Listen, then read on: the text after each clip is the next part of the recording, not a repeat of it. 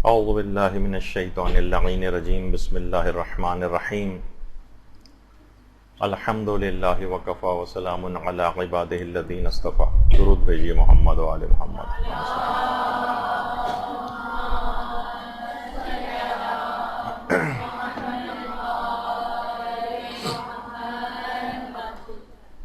اور آج جو ہمارا عنوان ہے وہ ہے مجالس اعضاء میں جو کھلایا جانے والا کھانا یا جس کو آپ تبرک کہتے ہیں، اس کی کچھ فقہی احکام کیا ہیں، اس کے کچھ اخلاقی باتیں اس سلسلے میں کیا ہیں، اور اس کے متعلق جو اعتراضات عام طور پر کیے جاتے ہیں اس سلسلے میں علماء اس کا کیا جواب دیتے. دیکھیے، ایک ایسی چیز ہے یہ تبرک کہ شاید جس کو کھلانے والے، جس کو بانٹنے والے یا جس کو کھانے والے، کوئی بھی اس کے آداب سے اس حد تک واقف نہیں ہے کہ جتنا ہونا چاہیے. اس کے فقہی احکام سے اتنی لوگوں کی واقفیت نہیں ہے کہ جتنی ہونی چاہیے. اس کے فوائد اتنے زیادہ لوگوں کو پتہ نہیں ہے کہ جتنے ہونے چاہیے. اس کی اہمیت سے ہمیں نہیں نظر آتا کہ لوگ کما حقہ اتنے واقف ہیں. اور اس سلسلے میں خاندان اہل بیت کی سیرت کیا ہے، اس سلسلے میں علماء کرام کی سیرت کیا ہے، اس سلسلے میں جو صالحین ہیں یا مومنین ہیں ان کی سیرت کیا ہے، یہ ہم کو دیکھنا ہوگا. دوسری طرف یہ کہ یہ کھانا کھلانا جو ہے یہ اب مراسم اعضاء کا ایک لازمی حصہ بن گیا، لازمی حصہ. اور مجتہدین کی ایک بہت بڑی تعداد اس کو شاعر حسینیہ میں سے بھی قرار دیتی، یعنی اس کو دیکھ کر امام حسین کا غم اور ان کی مظلومیت کی یاد آتی. اب یہ اس کا شاعر حسینی میں سے اکثر علماء کی جو تعداد ہے وہ اس کو شاعر حسینیہ میں سے سمجھتی. لیکن جس طرح دیگر مراسم اعضاء ہیں، کچھ تو ایسی ہیں جس میں واقعتاً مراجع کا ایک فقہی اختلاف ہے، وہ اپنی جگہ پر، لیکن جو بالکل جائز، مباح، متفق علیہ جو رسومات عزاداری ہیں، جن کو تمام علماء نے جائز اور مستحب کہا ہے، اس میں بھی اب کچھ افراد جن کی فکر کچھ وہابیت کی فکر سے متاثر ہے، وہ اس سلسلے میں بہت زبان اعتراض جو ہے وہ دراز کر رہے ہیں اور باقاعدہ ان چیزوں کے خلاف ایک مہم شروع کر رکھی، اور اپنے آپ کو کہتے ہیں کہ ہم اصلاح کر رہے ہیں. جو سو کالڈ مصلحین ہیں وہ ایک اعتراضات کا ایک طوفان عمومی زندگی میں بھی اور سوشل میڈیا پہ علی الخصوص اٹھا رہے ہیں. دیکھیے، ہمارے مراجع کرام انہوں نے ہمیشہ جائز اور مباح اور مستحب مراسم اعضاء کے خلاف اٹھنے والی جتنی تحریکیں ہیں ان کا مقابلہ کیا ہے، بلکہ ایک سیسا پلائی ہوئی دیوار کی طرح سے ان کے سامنے کھڑے. اور یہ ان مراسم جائز اور مباح اور مستحب مراسم کے خلاف یہ جو لوگ اس انداز سے کر رہے ہیں، اصل میں اس کو کہا جاتا ہے کہ وہابیت کی ایک سازش. یہی وجہ ہے کہ ہمارے مجتہدین میں سے آیت اللہ محمد حسین جو کاشف الغطا کے نام سے جن کی کتاب ایک ہے اصل الشیعۃ و اصولھا، اصل و اصول شیعہ کے نام سے اس کا اردو ترجمہ بھی ہوا ہے، وہ فرماتے تھے کہ عزاداری احیاء دین کا ذریعہ ہے، اور عزائے حسین میں اٹھنے والے جتنے بھی شبہات ہیں یہ امویوں اور وہابیوں کی سازشوں کا حصہ ہیں. وہ فرماتے ہیں کہ اگر ان کا مقابلہ نہیں کیا اور یہ ہیلے بہانے سارے کارگر ہو گئے اور ان شاعر حسینی میں تعطل آ گیا اور آپ نے روک دیا ان کو، تو یہ ایسی مجالس کے خاتمے کا سبب ثابت ہوں گے کہ جس سے دین کا احیا وابستہ. تو ان لوگوں کی باتوں میں ہرگز نہ آیا جائے، ان کی باتوں پر بالکل کان نہ دھرے جائیں، اور ان مراسم اعضاء کو اسی طرح سے جاری و ساری رکھا جائے جیسے یہ اب تک جاری و ساری. اور باقاعدہ علماء نے تو اس سلسلے میں یہ بھی کہا ہے، جیسے کہ آیت اللہ سید جواد طباطبائی تبریزی، یہ ان کا فتویٰ ہے آپ کے سامنے. وہ کہتے تھے یہ مراسم اعضاء پر جو اعتراضات ہیں ایک بیہودہ کام ہے. دشمنان اسلام نے عزاداری کے خلاف مورچہ بندی کر لی، لیکن اس عظیم وسیلے کو لوگوں کے دلوں سے مٹانا ان کے بس سے باہر ہے. البتہ انہوں نے بیہودہ اور لغو قسم کے خلاف حقیقت اعتراضات کا بیج بونا شروع کر دیا، اس کی کوئی بنیاد نہیں ہے. اور ہمارے جو بزرگ علماء ہیں انہوں نے بالکل واضح انداز میں مراسم اعضا کے جواز کا فتویٰ دیا ہے. چند احمق اور عقل سے بے بہرہ افراد جو مراجع الزام اور علماء کے خلاف زبان درازی کر رہے ہیں کہ انہوں نے کیا خرافاتی رسمیں مثلا جو ہیں یہ قائم کر رکھی ہیں, ان کی کسی بات پر دھیان نہ دیا جائے اور ان کی ہر بات کو دیوار پر دے مارا جائے.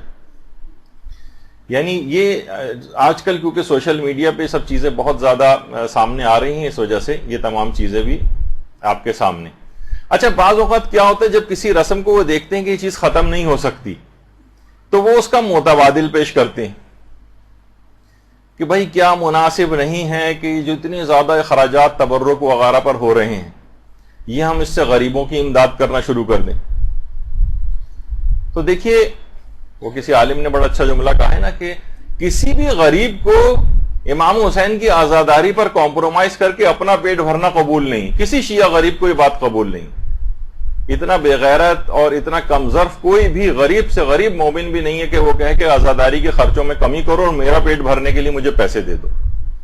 اس کو الحمدللہ اس کی برکتوں سے خود ہی اتنا پیٹ اس کا بھر جاتا ہے کہ ان کے پاس بھی بچ جاتا ہے, ان غریبوں کے پاس بھی جائے گا کہ وہ بھوکے رہ جائیں. تو کہتے ہیں کہ یہ ایسا کریں, آپ غریبوں کی امداد کر دیں. اچھا, یہی والا سوال اکثر, اب میرے پاس اتنا وقت نہیں کہ پورے فتوے پڑھوں, اس کا خلاصہ کر دیتا ہوں کہ امام خمینی سے بھی باقاعدہ پوچھا گیا.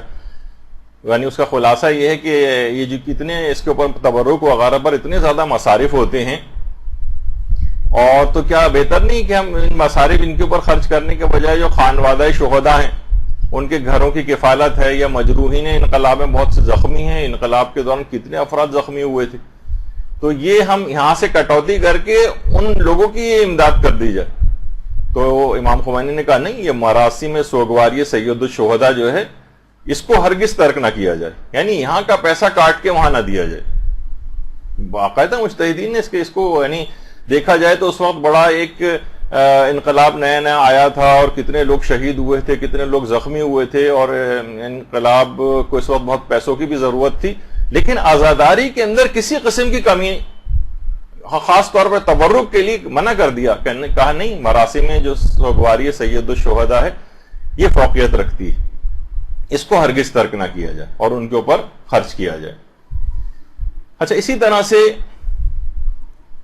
بہت سارے ہمارے اور مراجع ہیں, جیسے آیت اللہ حافظ بشیر نجفی, وہ کہتے ہیں کہ بعض لوگ یہ کہتے ہیں کہ مجالس اعضا, یہ ماتمی تنظیموں اور باقی شاعر حسینی اور امام حسین کے زائرین پر خرچ کرنے کی کوئی ضرورت نہیں ہے, ان کو کھانا وانا کھلانا, اور کہتے ہیں کہ اس مال کو فقراء پر خرچ کرنا چاہیے. وہ اس کے ذریعے شاعر حسینیہ کو روکنا چاہتے ہیں, ان کو فقراء سے کسی قسم کی کوئی ہمدردی نہیں, یہ چاہتے ہیں کہ بس یہ چیز کسی طرح سے رک جائے. تو یہ آوازیں بلند کی جاتی ہیں کہ متبادل کے طور پر یہ چیز رائج کر دی جائے کہ تبرک وغیرہ پہ پیسہ خرچ نہ ہو بلکہ غریبوں کی امداد کر دی جائے. اور باقاعدہ آیت اللہ صادق روحانی, ان سے بھی یہی والا سوال, بلکہ انہوں نے اپنے ایک فتویٰ میں سوال یہ پوچھا گیا کہ فقراء کو صدقہ کرنا زیادہ افضل ہے یا امام حسین میں مثلا تبرک وغیرہ کھلانا, کھانا کھلانا. تو انہوں نے کہا کہ اسلام کی جو بقا ہے یہ انقلاب حسینی کی وجہ سے, اور انقلاب حسینی کی جو بقا ہے یہ شاعر حسینیہ کے احیاء کی وجہ سے. تو شاعر حسینیہ جس کے اندر تبرک وغیرہ بھی آیا ہے, افضل من جمیع الاعمال المستحبہ, یہ تمام مستحب اعمال سے افضلیت رکھتا. تو آپ نے دیکھا کہ مجتہدین اس کے اوپر بالکل کمپرومائز کرنے کو تیار نہیں ہیں, اور تبرک کھلانا, اس میں کھانا کھلانا, یہ بہت ہی زیادہ پسندیدہ ہے. اچھا دیکھیے, اس کو یہ تبرک جو ہے ہم بانٹتے کیوں ہیں؟ سب سے پہلے تو دیکھیے لفظ تبرک یعنی ان چیزوں کے ذریعے کبھی کبھار کچھ چیزوں کے اندر اسلام نے برکت رکھی. برکت انشاءاللہ یہ ہماری اگلی ایک نشست اور بھی ہماری ہوگی کچھ اور فقہی احکام کے اوپر تبرک سے ہٹ کر, لیکن وہاں پر یہ چیز آئے گی کہ تبرک کس کو کہتے ہیں, تبرک میں اور توسل میں کیا فرق ہوتا ہے. دیکھیے امام حسین علیہ السلام سے مربوط, درود بھیجیے محمد و آل محمد,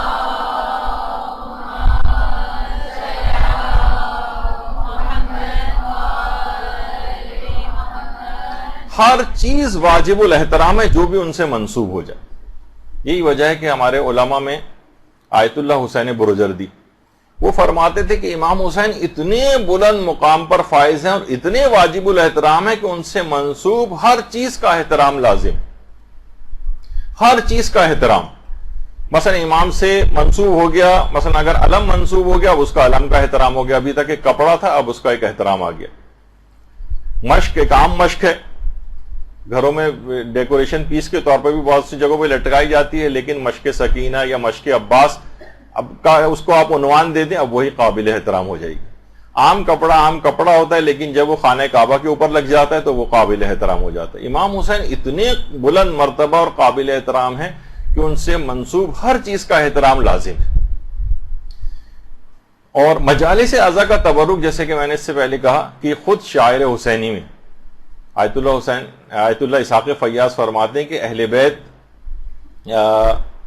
کہ عزاداروں کے لیے مجلس اعضاء کا تبرک کا اہتمام کرنا یہ تعظیم شاعر حسینی، تعظیم شاعر حسینی، یعنی آپ نے شاعر حسینیہ کی جو تعظیم کا ثواب ہے وہ آپ کو ملے گا تبرک کا اہتمام کرنے کے سلسلے میں. اچھا اب دیکھیے جو کھانا کھلانا ہے اس کی بڑی حکمتیں ہیں، بڑے فلسفے ہیں، اور اگر آپ عمومی اسلام کا مزاج دیکھیں تو اسلام بہانے سے کھانا کھلانے کی یا اطعام طعام کی ترغیب دلاتا ہے. اچھا اسلام ایک لحاظ سے ہمیں بہت سے احکام میں نظر آتا ہے کہ جیسے اسلام پیسے دینے کو ڈسکریج کر رہا ہو اور وہ کہتا ہے کہ نہیں کھانا ہی دو. مثلا روزوں کے فدیے کہ جناب بوڑھے افراد جو روزہ نہیں رکھ سکتے وہ فدیہ دیں، اور مثلا حاملہ عورتیں جو ہیں وہ روزہ جو نہیں رکھ پاتی ہیں وہ فدیہ دیں، یا بچے کو دودھ پلانے والی جو مائیں ہیں وہ فدیہ دیں. اسی طریقے سے مریضوں وغیرہ کے بھی احکام آتے ہیں. تو اسلام یہ کہتا ہے کہ نہیں پیسے نہیں دے سکتے، آپ کو کھانے ہی کی چیز دینی پڑے گی. بلکہ اکثر لوگ کہتے ہیں اچھا ہم راشن ڈلوا دیں، تو راشن کے اندر بھی اگر آپ ڈلوائیں تو اس میں آپ چائے نہیں دے سکتے، آپ پتی نہیں دے سکتے، آپ مسالے نہیں دے سکتے، آپ چینی نہیں دے سکتے، آپ نمک نہیں دے سکتے. آپ کو کھانے کی چیز دینی پڑے گی، کھانے کی.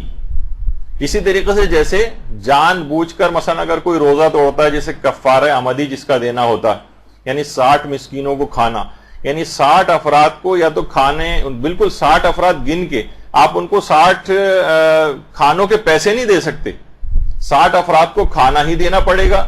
یا تو مثلا دال دیں یا چاول دیں یا گوشت دیں، یا مثلا ان کو پکا کر پیٹ بھر کے کھانا کھلا دیں، یا روٹی بھی ان کو دے سکتے ہیں، لیکن آپ پیسے نہیں دے سکتے، آپ کو کھانا ہی دینا پڑے گا. اسی طرح سے مثلا حج کے کفارے، مثلا مردوں پر بند گاڑی کا سفر جو ہے وہ حرام ہو جاتا ہے اور ایک کفارہ ان کو دینا پڑتا ہے. اور اس کے اندر بھی ہے کہ جانور ذبح کرو اور اس کا گوشت غریبوں تک پہنچاؤ. یا مثلا کھانے میں اگر الائچی کا استعمال کیا جائے تو مرد اور عورت دونوں کے لیے ہے کہ ان کو کفارہ دینا پڑتا ہے. زعفران ہے. اسی طریقے سے مثلا قسم توڑنے کے کفارے، اس میں بھی یا تو کھانا دو یا لباس دو. یا مثلا بقرہ عید کی جو مستحب قربانی ہے اس میں بھی یہ سوال آتا ہے کہ کیا ہم اس سے بہتر نہیں کہ جانور ذبح کرنے سے بہتر ہم غریب کو کھانا دے دیں، غریب کو ہم پیسے دے دیں. تو اس کے اندر بھی ہے کہ نہیں، آپ کو جانور ہی ذبح کروانا ضروری، اس کی جگہ پیسے نہیں دے سکتے. اسی طریقے سے عقیقے میں سوال اٹھتا ہے کہ عقیقے کے اندر کیا جانور کو ذبح کرنا ہی ضروری ہے، اس کا گوشت پہنچانا ہی ضروری ہے، یہ ہے کہ اس کے بجائے ہم غریب کو پیسے دے دیں؟ نہیں، اس میں بھی ہے کہ جناب ذبح کریں اور اس تک گوشت پہنچائیں، کھانے کی چیز.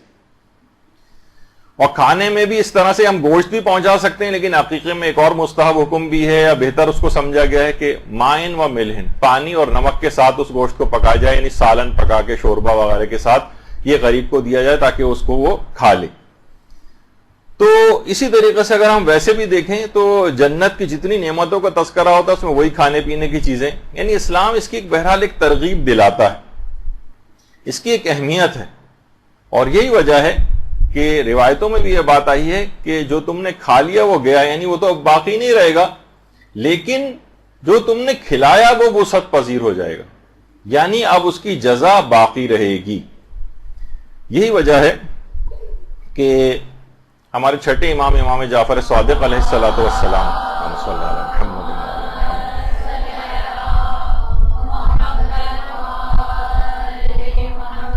کتنی تاکید سے یہ بات کہی گئی ہے کہ اگر کوئی مومن تمہارے گھر آئے، یا عام طور پر جیسے کہ یہاں سے زائرین بھی جاتے ہیں اربعین وغیرہ پہ، تو وہ لوگ آپ کو ایک لحاظ سے مہمانی تصور کرتے ہیں تو بہرحال امام نے فرمایا اگر کوئی مومن تمہارے گھر آئے تو اس کو کھانے کو پوچھو. اچھا وہ کھانے پر اگر تیار نہ ہو تو اس کو پانی کے لیے پوچھو. وہ بھی اگر قبول نہ کرے تو اس کے ہاتھ پانی یا کسی خوشبودار چیز سے دھلا دو. اچھا دیکھیے ہم لوگ ہمارے تو یہاں تو احادیث پہ اس طرح سے عمل بھی نہیں ہوتا.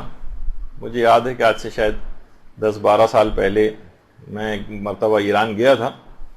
تو جب گیا تو وہاں پر جو ہمارے قوم میں دوست ہیں وہ ان کو ابا ایک سلوانی تھی کسی درزی کے پاس. تو ایک تو دیکھیے ہمارے یہاں کے درزی ہوتے ہیں جو آپ کے دماغ میں آپ خواتین تو زیادہ بہتر جانتی ہیں ان کو, لیکن وہ اتنا متقی و پرہیزگار کہا جاتا ہے کہ وہ مجتہدین اور مراجع تک اس سے آبائیں سلوانے کے لیے آتے ہیں, یعنی اسی سے سلواتے ہیں. تو اس نے کھانے کو پوچھا, ظاہر ہے کہ تکلفات بھی ہوتے ہیں, منع کیا. پانی کو اس نے پوچھا, چائے کو پوچھا, سب کو منع کیا. تو جلدی جلدی بھاگا بھاگا اندر گیا اور ایک بوتل کے اندر عرق گلاب رکھا ہوا تھا وہ لے کر آیا اور کہا کہ کم سے کم اس سے ہاتھ ضرور آپ دھو لیں, کیونکہ یہ امام کی حدیث ہے کہ کم سے کم اگر کوئی اس پہ تیار نہ ہو تو اس کے خوشبودار کسی پانی سے اس کے ہاتھ دھلائے جائیں. تو اس حد تک دیکھیے لوگ تقوی, پرہیزگاری, ائمہ کی احادیثوں کے اوپر عمل اس طرح سے کرتے ہیں. تو اب یہ جو تبرک وغیرہ ہے اس کے دیکھیے فقہی احکام بھی. اب یہ جب بھی آپ دیکھ رہے ہیں کہ اس کی اتنی اہمیت ہے کہ کھانا کھلانے کے حوالے سے کہ مہمان کے لیے اچھا نہیں سمجھا گیا ہے کہ وہ میزبان کی اجازت کے بغیر مستحب روزہ رکھے. مستحب روزہ اچھا کیونکہ ممکن ہے کہ میزبان اس کے لیے کھانے کا اہتمام کرے اور وہ ضائع ہو جائے, وہ کہے کہ بھائی میں نے تو روزہ رکھا ہوا ہے. اور اسی طرح سے میزبانی کے آداب میں سے بھی ہے کہ مہمان کو بتا کر میزبان مستحب روزہ رکھے, کیونکہ ممکن ہے کہ میزبان نے روزہ رکھا ہے تو شرما حضوری میں مہمان بھی کھانا نہ کھائے, خود بھوکا رہے. تو یہ کھانا کھلانے کے اعتبار سے بھی اس کی اتنی اہمیت, اور اتنی اہمیت ہے اس بات کی کہ حضرت ابراہیم علیہ الصلوۃ والسلام, یہ ان کی قبر مبارک ہے, حضرت ابراہیم کی درود بھیجیے محمد علیہ محمد,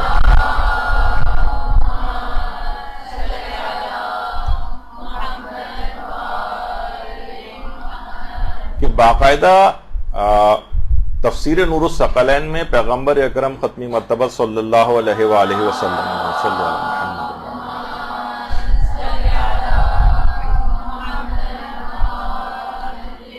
اس کی پہلی جلد میں پیغمبر نے 3 وجوہات بتائی ہیں کہ جن وجوہات کی بنا پر حضرت ابراہیم کو خلیل خدا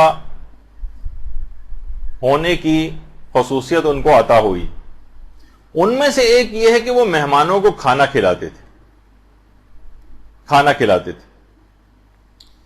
تو اب آپ دیکھیں کہ بہرحال یہ جتنے بھی مجلس اعضاء کے اندر آئے ہوئے جو افراد ہوتے ہیں یہ بھی مہمان ہوتے ہیں. آپ انہیں فون کر کے بلاتی ہیں, آپ انہیں دوسرے افراد کے ذریعے کہتی ہیں کہ ان کو لے کر آئیے گا, آپ پرچے تقسیم کرواتی ہیں. بہت سے افراد اخبارات میں اشتہارات دے کر لوگوں کو مہمان بلاتے ہیں, یہ مہمان.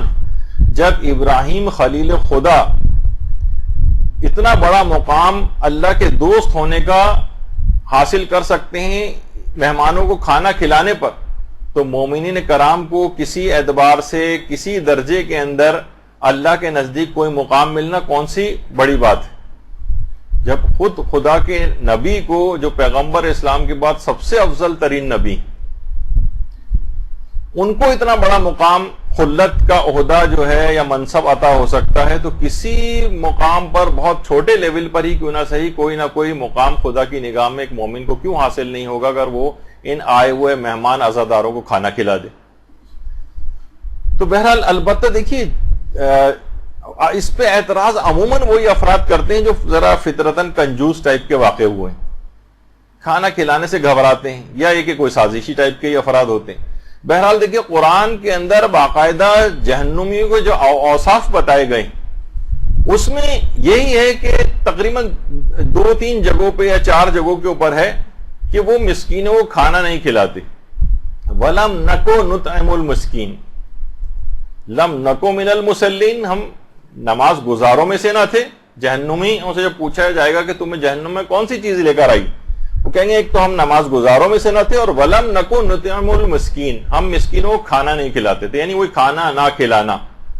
وہ دیکھیے وہ اس لحاظ سے اس کی مذمت آئی ہے.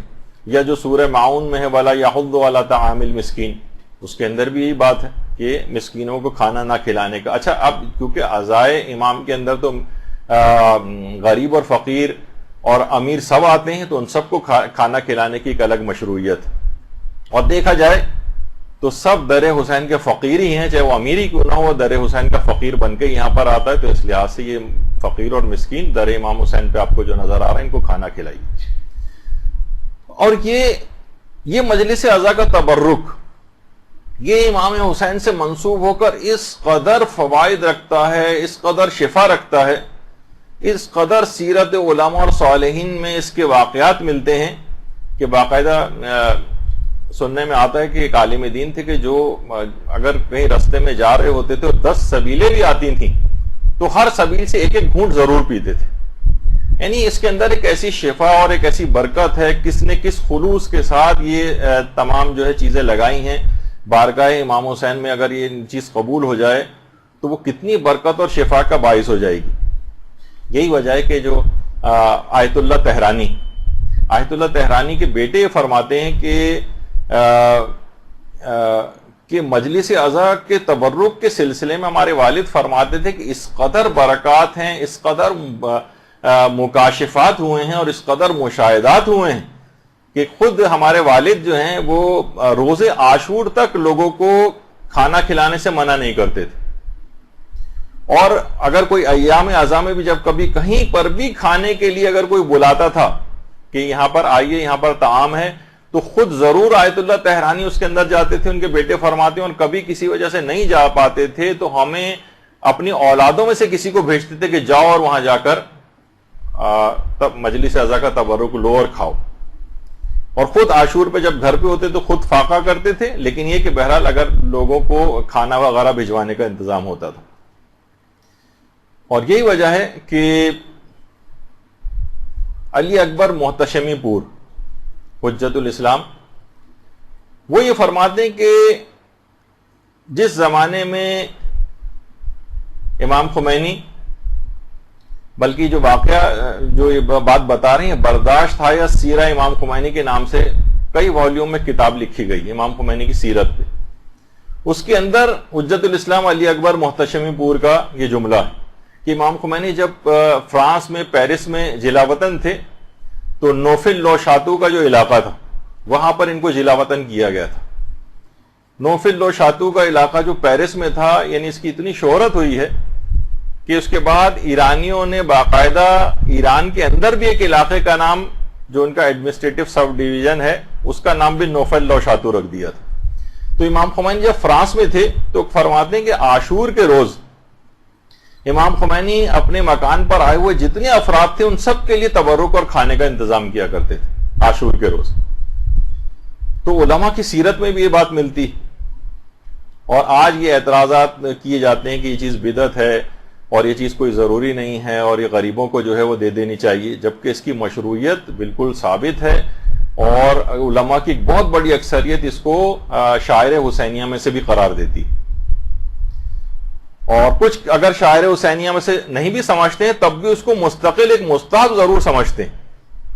تو بہرحال اس کو کسی بھی صورت جو ہے بذل طعام یا اطعام الطعام عزائے امام حسین کے اندر یہ مستحبات میں سے قرار دیا گیا. اچھا، اس کی جو مشروعیت ہے، جب کبھی ہو سکتا ہے کہ آپ تک بھی یہ بات پہنچے کیونکہ یہ بات پھیلنا شروع ہو گئی ہے، تو آپ کے پاس دلائل ہونے چاہیے کہ بھائی یہ چیز تو خود شریعت کے اندر موجود ہے کہ مجلس عزا کے سلسلے میں تبرک اور کھانے کا انتظام کرنا. ایک معتبر روایت ہے ہمارے ہاں جو کہ وسائل الشیعہ کی 3 جلد میں بھی ہے، شیخ حر عاملی نے لکھی ہے، اور الحدائق الناظرہ یوسف بحرانی کی، اس کے اندر بھی یہ روایت موجود ہے، اور معالی السبتین اس کے اندر بھی یہ روایت موجود ہے اس کی 2 جلد میں، کہ ہمارے چوتھے امام زین العابدین علیہ الصلوۃ والسلام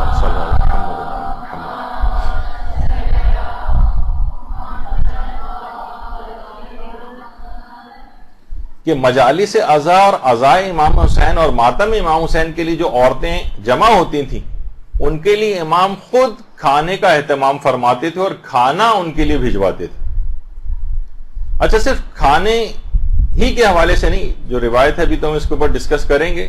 اچھا اطعام طعام کا تو بار بار تذکرہ آ رہا ہے، اسی کے اندر پانی پلانے کی جو مشروعیت ہے، جو سبیلیں آپ کو نظر آتی اس کی بھی خود الگ سے، یعنی خود جو ہماری کامل الزیارت ہے ابن قولویہ کی، اس کے اندر بھی یہ والی حدیث آئی ہے کہ جو بھی روز عاشور قبر امام حسین کے قریب لوگوں کو پانی پلاتا ہے، وہ بالکل اسی طرح سے ہے کہ جیسے عاشور کے روز لشکر امام حسین کی ہمرکاب ہو کر لشکر حسینی کو پانی پلاتا. درود بھیجیے محمد و آل محمد صلی اللہ علیہ وسلم.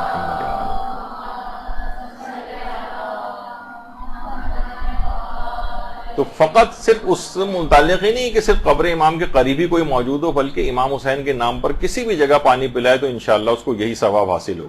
جیسے امام حسین کے ہم رکاب ہو کر لشکر امام حسین کو عاشور کے روز پانی پل، جبکہ سب کتنے پیاسے تھے، ان کو پانی پلانے کا ثواب کس قدر عظمت رکھتا تھا، وہی ثواب ان پانی پلانے والوں کو بھی ملے گا. تو یہ جو سبیلے لگاتے ہیں اور یہ کہ ان کو بتایا جائے کہ کتنا عظیم ثواب ہے اس چیز میں.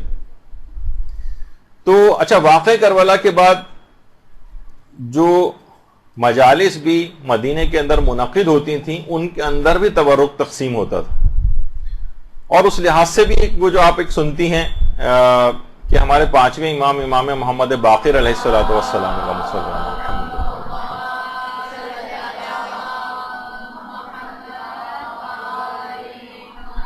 نے وصیت کی تھی باقاعدہ کہ 10 سال تک مینا میں، میدان مینا کے اندر 10 سال تک مجلس عزا منعقد کی جائے، اور اس کے لیے باقاعدہ امام نے 800 درہم مختص کیے تھے، اور 10 سال تک کی مجالس عزا برپا کرنے کے اوپر جو اتنے اخراجات ہوتے ہیں، اس زمانے میں ذاکرین وغیرہ کو اس طرح سے پیسے وغیرہ دینے کا اس قدر ویسا رواج نہیں تھا. تو لیکن اس کا مطلب یہ ہے کہ جو بھی انہوں نے وصیت کی تھی اور پیسہ اس کام کے لیے مختص کیا تھا، تو یہ تمام اخراجات اس کے اندر شامل ہوتے ہیں، جس میں ان کو کچھ کھلانا، کچھ دینا، یا جو بھی ارینجمنٹ اس کے ہوتے ہوں گے، امام نے باقاعدہ وصیت کی تھی.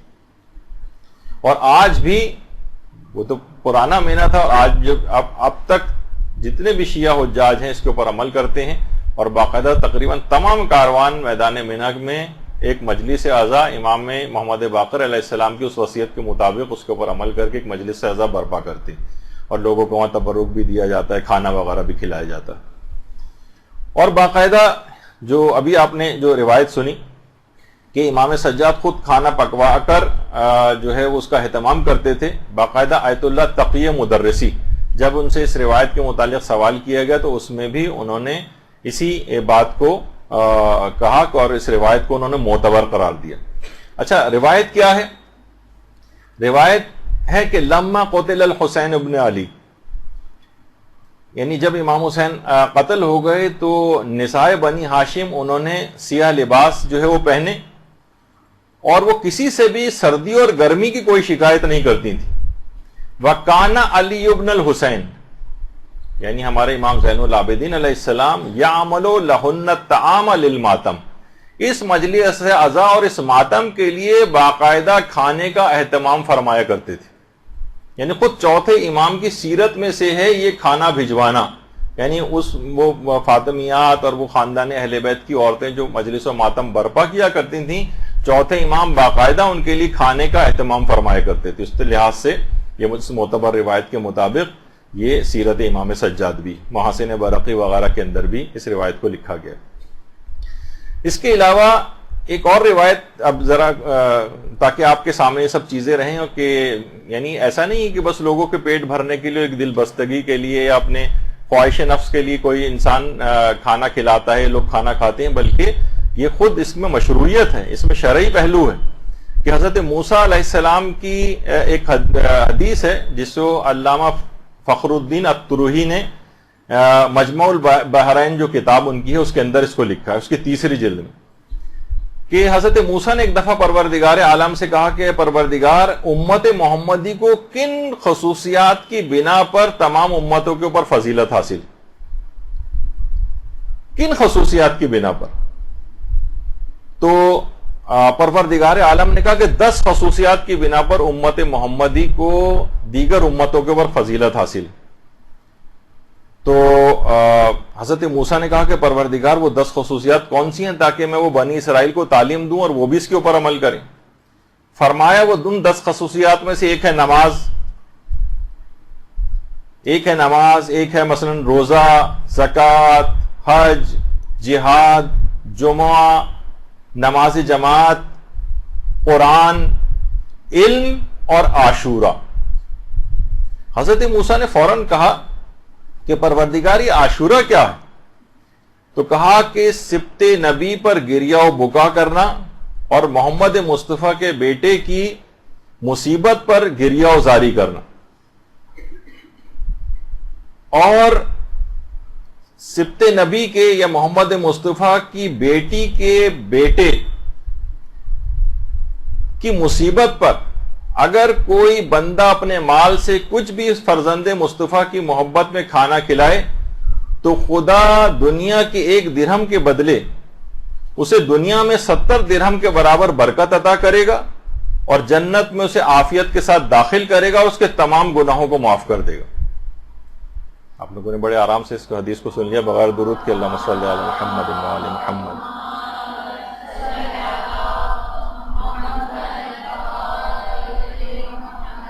یعنی 1 درہم جو اس تبرک کے اوپر خرچ ہو رہا ہے، پروردگار ایسی برکت اس کے اندر عطا کرتا ہے کہ 70 درہموں کے برابر اس کو برکت عطا ہوتی ہے، عافیت کے ساتھ جنت میں داخل کرے گا. ایک تو ہوتا ہے جنت میں بالآخر جانا عذاب بھگت کر، اور ایک ہے عافیت کے ساتھ براہ راست چلے جانا.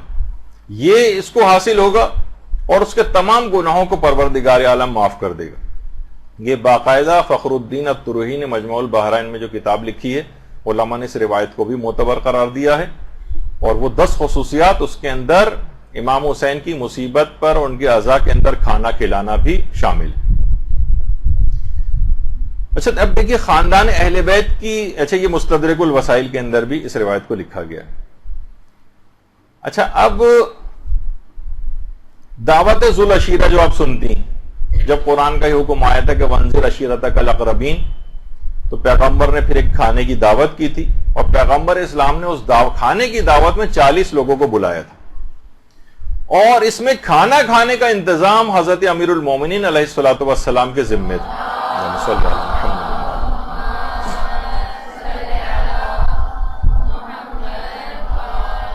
بغیر کھانے کے بھی بلایا جا سکتا تھا، اور وہ تو کفار تھے، لیکن یہ ایک ایسی حکمت اس کے اندر ہے کھانا کھلانے کے اندر کہ اس کے بعد انسان ہر بات کو قبول کر لیتا ہے، سن لیتا ہے. ایک نہیں بلکہ 3 دن تک وہ دعوت ہوئی تھی، دعوت ذو العشیرہ.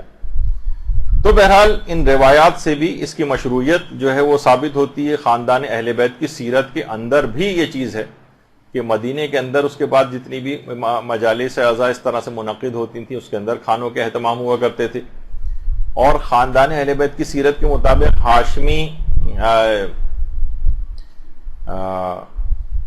ہاشم معروف الحسینی، انہوں نے باقاعدہ ایک کتاب لکھی ہے من وحی الثورۃ الحسینیہ. اس کے اندر یہ والی بات لکھی ہے کہ کان الفاطمیون فی یوم عاشورہ ینحرون الابل والبقر، یعنی جو فاطمیون، یہ جو خاندان اہل بیت کے جو افراد تھے، یہ عاشورے کے روز اونٹوں کو نہر کرتے تھے اور گائے وغیرہ کو ذبح کر کے اس کا کھانا لوگوں کو کھلاتے تھے، لِإِطْعَامِ النَّاسِ، لوگوں تاکہ لوگوں کو کھانا کھلایا جائے. یعنی خاندان اہل بیت کی سیرت کے اندر بھی یہ والی چیز ہم کو ملتی. تو اس کی بہت ساری اور بھی اس کی وجوہات ہیں. مثلا تبرک کھلانے کے لیے دیکھیے سب لوگ آج کل یہ نعرہ ایک لگنا شروع ہو گیا کہ تبرک کھلانا بدعت ہے. یہ تو ہوتا ہی نہیں تھا اس زمانے میں، یہ لوگوں نے بعد میں شروع کر دیا، اسی کو تو بدعت کہتے ہیں. دیکھیے تبرک کھلانے کے لیے سب سے کم جو دلیل ہے وہ یہ کہ اس سلسلے میں کوئی منع وارد نہیں ہوئی ہے. مثلا منع نہیں کیا گیا کہ اس کے بعد تبرک کھلایا جائے، تو منع نہ ہونا خود دلیل اباحت، یعنی مباح ہونے کے اور جائز ہونے کی ایک دلیل ہے کہ اس کام کو منع نہیں کیا گیا. لیکن کتنے اور حوالے ہیں جس سے اس کی مشروعیت ثابت ہوتی ہے، اس کا استحباب ثابت ہوتا ہے، اور بہت سے الگ الگ حوالے ہیں. یہاں پر آپ کی جو ابھی تو کلاسز اب شروع ہوئی ہیں، اس سے پہلے جو ریگولر کلاسز ہو رہی تھیں تو مولانا غلام مرتضی نقوی صاحب نے پوری 2 کلاسز کھانا کھلانے کی فضیلت پہ جو احادیث اور قرآن کے اندر جو آیات وغیرہ آئی ہیں اس کو تفصیل سے بیان کیا تھا کہ پورے 2 لیکچرز کے اندر. جو ظاہر ہے ہمارا ابھی وہ موضوع نہیں ہے، لیکن اطعام مومن کی کتنی فضیلت بیان ہوئی ہے. اور اس کے علاوہ مثلا استجابت دعوت مومن، یعنی مومن اگر کو دعوت دی جائے تو اس کے لیے دعوت کا قبول کرنا مستحب ہے، اس عنوان سے بھی اس کا استحباب ہے. احسان کی فضیلت کے تحت بھی اس کو علماء ذکر کرتے ہیں، اس کی مشروعیت کو. یا مثلا مومن کے دل میں خوشی کا داخل کرنا، یہ خود مثلا جب کسی کو کھانا کھلاتے ہیں ظاہر ہے وہ آدمی خوش ہوتا ہے، اس کا اکرام ہوتا ہے، اس عنوان کے ذریعے بھی اس کی ایک شرعی جو ہے وہ اس کے اندر مشروعیت پائی جاتی ہے. اور یہ خاص طور پہ استجابت دعوت مومن، یعنی مومن نے اگر آپ کو کھانا کھانے کی دعوت دی، اس کی اتنی اہمیت ہے کہ مستحب روزہ تک چاہے ابھی 5 منٹ رہ گئے افطار میں، تب بھی 5 منٹ پہلے بھی اس نے اگر آپ کو 10 منٹ پہلے بھی اگر اس نے آپ کو افطار کی دعوت دی ہے، کھانے کی دعوت دی ہے، تو مستحب ہے آپ کے لیے کہ اس روزے کو توڑ دیں، اپنے مستحب روزے کو. اور جائز ہے خود آقا سیستانی کے نزدیک ویسے بھی کہ جائز ہے کہ قضا روزہ بھی اگر آپ نے رکھا ہوا ہے تو ظہر سے پہلے بھی اس کو توڑا جا سکتا ہے. البتہ وہ کہتے ہیں کہ اس کا کسی دعوت مومن پر قضا روزے کو ظہر سے پہلے توڑنا یہ مستحب نہیں ہے، لیکن جائز ہے. ظہر سے پہلے، ظہر کے بعد تو نہیں توڑا جا سکتا. اور کچھ علماء تو ہمارے ایسے گزرے ہیں کہ جیسے مثلا آیت اللہ خوئی یا موجودہ مراجع میں سے آیت اللہ اسحاق فیاض یا آیت اللہ تقی مدرسی، اور بہت سے علماء ہمارے ایسے ہیں جو کہتے ہیں کہ ظہر سے پہلے اپنا قضا واجب روزہ بھی اگر آپ نے رکھا ہوا ہے ظہر سے پہلے اور مومن کوئی کھانے کی دعوت دے تو مستحب ہے کہ قضا روزہ توڑ دیں، بشرطے کہ اس میں وسعت ہو، یعنی رمضان بہت قریب نہ ہو کہ اس کے بعد آپ کے روزے جو ہیں وہ چھوٹ جائیں گے آپ کے، ایسا نہ ہو، یعنی وقت میں وسعت ہو تو آپ توڑ سکتے ہیں. تو دیکھیں کس حد تک اس کے اندر اس کی وہ ہے مومن کی دعوت کو قبول کرنا. اسی طریقے سے مثلا نظر وغیرہ جو لوگ کرتے ہیں کہ میرا فلاں کام ہو گیا تو میں مومنین کو کھانا کھلاؤں گا، میں فلاں کام ہو گیا تو مثلا میں جو ہے ایک بکرا مثلا عزائے امام میں تبرک کے طور پر لوگوں کو کھلاؤں گا. البتہ اس کے اندر اس بات کی احتیاط رکھنی چاہیے کہ اگر پورے بکرے کی نظر کی ہے کسی نے تو پھر علماء اس میں ایک احتیاط لگاتے ہیں بہت سے کہ پھر اس کی کھال اور پائے کو بیچ کر بھی اسی مصرف میں لگانا ضروری ہو جاتا ہے. ایک ہوتا ہے کہ نا آپ نے کہا صرف گوشت نکاح، پورے بکرے کی اگر نظر کی تھی آپ نے تو پھر کھال اور پائے کو بھی بیچ کر اسی مصرف کھانے کے اندر لگانا پڑے گا. تو بہرحال اس قدر مشاہدات اس کی برکت کے ہوئے کہ باقاعدہ اصفہان کے ایک عالم دین کا واقعہ علماء نے کتابوں میں لکھا ہے کہ وہ ان کے گھر میں نماز فجر کے بعد مجلس عزا ہوتی تھی، اسی میں وہاں ناشتے اور تبرک وغیرہ کا انتظام بھی ہوتا تھا. پہلے چائے ہوتی تھی، اس کے بعد پھر ناشتہ وغیرہ بھی. اچھا یہ خود کیونکہ عالم دین تھے، بزرگ عالم دین تھے، ایک کونے میں جا کر بیٹھ جاتے تھے، لیکن ان کی اولاد، ان کے شاگرد، ان کے کچھ پڑوسی یہ آتے تھے اور عزاداروں کی خدمت کرتے تھے، کھانا وانا لگاتے تھے، کھانا اٹھاتے تھے. ایک دن وہ افراد جو کھانا کھلانے کا گروپ آتا تھا ان کے پاس، اس کو آنے میں دیر ہو گئی اور مسجد سے نماز پڑھ کر مہمان پہلے آنے لگے. اچھا ان کو آتے ہی چائے پیش کی جاتی تھی. اچھا اب یہ پریشان ہوئے کہ وہ جو سارا انتظام کرتے ہیں ان میں سے تو کوئی آیا نہیں ابھی. انہوں نے کیا کیا کہ اپنی ابا اتار کر ایک طرف رکھی اور خود مہمانوں کو چائے سرو کرنا شروع کر دی. فرماتے ہیں کہ اسی رات خواب میں حضرت فاطمہ الزہرا سلام اللہ علیہا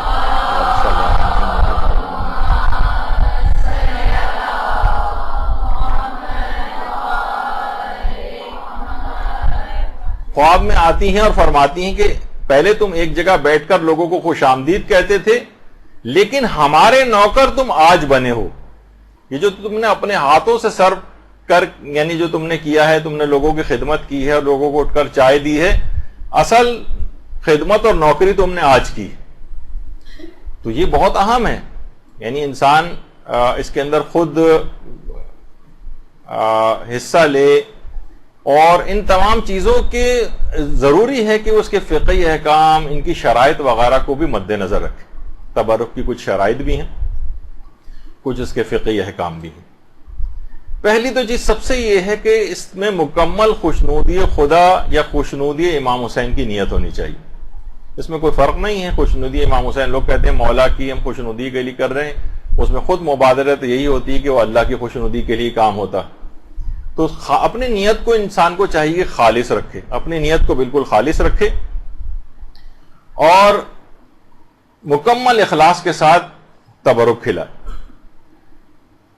وہ دیکھیے وہ ہے نا کہ جو کہ سورہ دہر کی بھی آیات ہیں، جسے سورہ انسان بھی کہا جاتا ہے اس سورے کو، کہ اس کے اندر یہی بات کہی گئی انما نطعمکم لوجہ اللہ لا نرید منکم جزاء ولا شکورا، جزاء ولا شکورا، ہم صرف اور صرف لوگوں کو پروردگار عالم کی وجہ سے کھلاتے ہیں،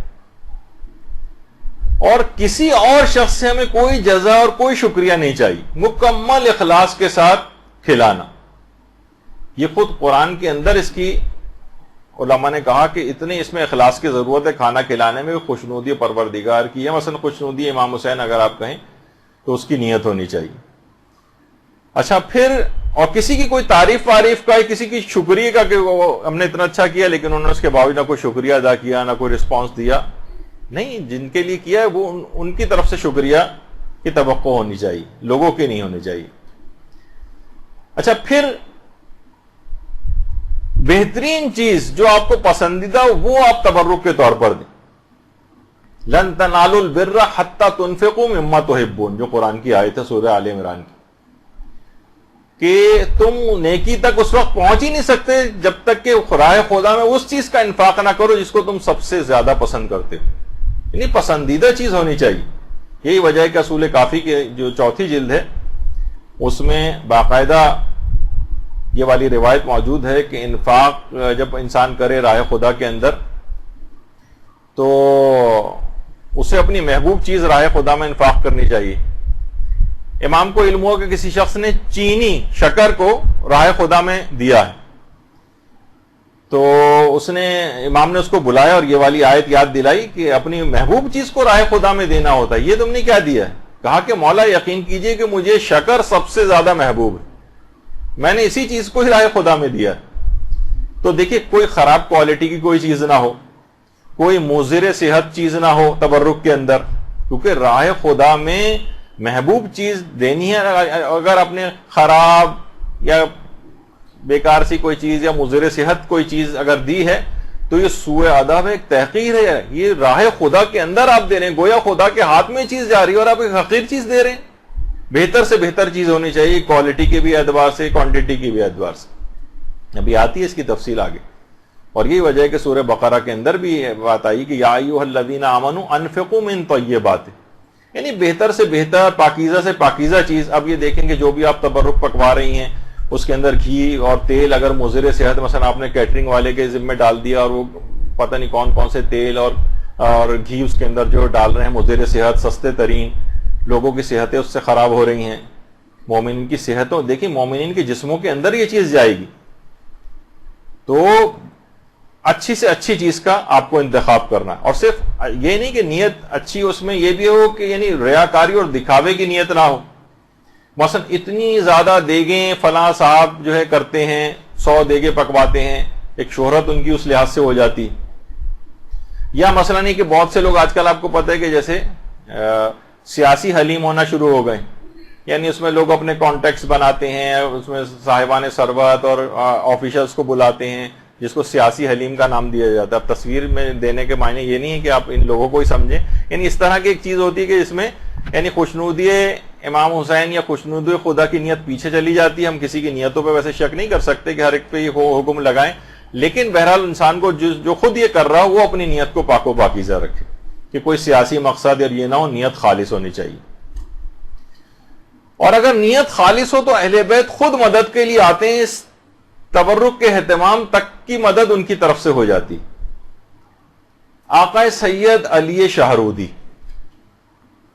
یہ فرماتے ہیں، یہ خاندان ایک شاہرودی جو ہے جس میں علماء اور مراجع کی بڑی تعداد جو ہے وہ گزری ہے، اسی خاندان کے تھے آیت اللہ آقا سید علی شاہرودی۔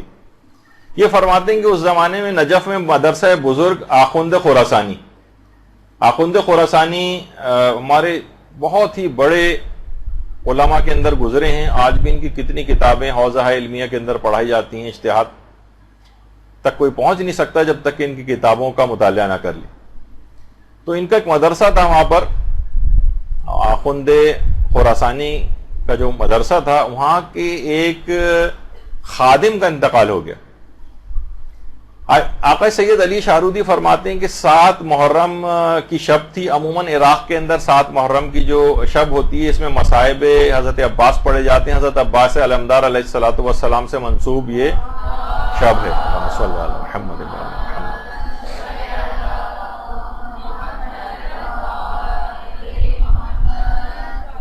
اچھا، اس کے اندر شروع میں چائے وغیرہ تبرک کے طور پر ہوتی ہے، پھر کھانے کا بھی اہتمام تھا. اچھا، اس زمانے میں کوئی وہ نہیں تھا کہ بہت بڑی تعداد ہی ہمیشہ مجالس کے لیے، مدرسے کے ہی ایک خادم کی مجلس ترہیم تھی، تو اس میں کم افراد مدعو تھے. صرف 7 افراد مدعو تھے اس مجلس میں، اور 7 افراد ہی کے لیے کھانے کا اہتمام کیا گیا تھا.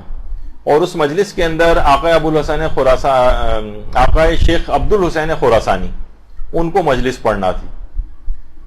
اچھا، اب ہوا یہ، سید علی شاہرودی فرماتے ہیں کہ اس رات اس جو مجلس ترہیم تھی، کیونکہ خادم کی تھی مدرسے کے، تو آیت اللہ سید محمود شاہرودی، جن کی تصویر آپ کے سامنے، آیت اللہ سید محمود شاہرودی، ان کو پتہ چلا کہ خادم مدرسہ کی مجلس ترہیم ہے. یہ خود ایک لحاظ سے بن بلائے اس محفل میں آ گئے، اور ان کے ساتھ ہی ان کے بھائی آیت اللہ سید محمد حسینی شاہرودی بھی ان کے ساتھ آ گئے، 2 مجتہدین. اچھا، جب یہ 2 افراد آئے تو ان مجتہدین کو دیکھ کر دیگر بہت سارے افراد بھی ان کے ساتھ آ گئے. کھانا مشکل سے 7 افراد کا اہتمام تھا، اور 24 سے زیادہ افراد آ گئے وہاں پر. ظاہر مجتہدین کو دیکھا دیکھی لوگوں نے کہا یہ جا رہے ہیں تو ہم لوگ بھی چلتے ہیں ساتھ میں. 24 افراد، اور کھانا دستیاب اتنا تھا نہیں. اچھا، اس زمانے میں بازاروں میں اتنے ایزیلی کھانے اویلیبل نہیں ہوتے تھے. کم پڑ گیا تو بازار سے لے آؤ، ہوم ڈیلیوری سے منگا لو، یہ تو اس زمانے میں نہیں ہوتا تھا. اب بانی مجلس سخت پریشان ہو گئے. بانی مجلس بڑے پریشان ہوئے. سید علی شاہرودی کہہ رہے ہیں کہ ظاہر ہے کہ اتنے بڑے علماء اور مجتہدین آئے ہیں، کھانا کم پڑ جائے، کتنی بے عزتی اور شرمندگی کی بات ہے.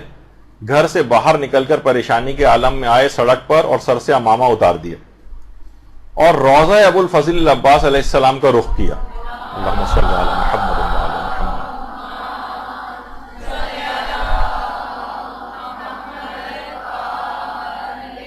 کہا کہ اے ابو الفضل العباس، آپ کی نسبت یہ مجلس ہے، آپ میری آبرو بچا لیں. آپ کے خادم کی مجلس ترہیم، کھانا بہت کم ہے. فرماتے ہیں کہ جیسے ہی میں نے حضرت عباس سے توسل کیا، اچانک سے میری دل کی حالت ہی بدل گئی، اور ایک اطمینان آ گیا میرے دل میں.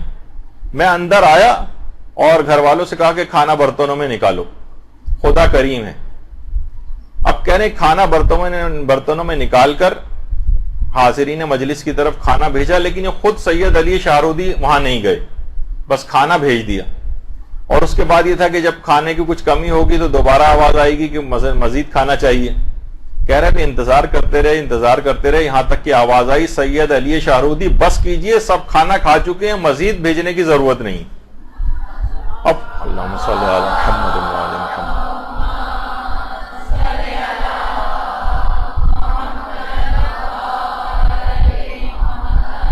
سید علی شاہرودی فرماتے کہ میں حیران ہو کر، میرے سب گھر والے بھی حیران، میں بھاگا اندر گیا، دیکھا دسترخوان پہ جو برتن ہیں وہ کھانوں سے بھرے پڑے ہیں، اور وہ پتیلی جس میں یہ 7 آدمیوں کا کھانا تھا اس کے اندر بھی آدھا کھانا ابھی بھی بچا ہوا ہے. اور اتنا کہہ رہے ہیں اتنا کھانا بچ گیا کہ بعد میں لوگ اپنے ساتھ باندھ کے بھی لے کے گئے وہ 24 افراد. اور کتنی افراد تھے جو بطور شفا و تبرک کے طور پر اس کھانے کو ساتھ لے کے گئے.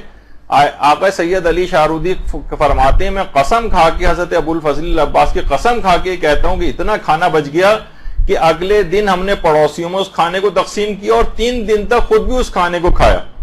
اور فرماتے ہیں اس واقعے کی اس کے بعد اس قدر شہرت ہوئی کہ ہر سال اس کے بعد بن بلائے اتنے ہمارے گھر پہ عزادار جو ہے وہ آنے لگے اس مجلس میں شرکت کے لیے کہ اس کے بعد ہم 400 کلو گرام چاول اور گائے کا گوشت ہم پکوا کر اور مجلس اعضاء میں تبرک کے طور پر تقسیم کرنے لگے، اور کہنے لگے یہ نجف میں ہوتا تھا، اور اس کے بعد یہی سلسلہ اب ہم نے شاہرود کے اندر بھی یہ سلسلہ شروع ہو گیا ہے.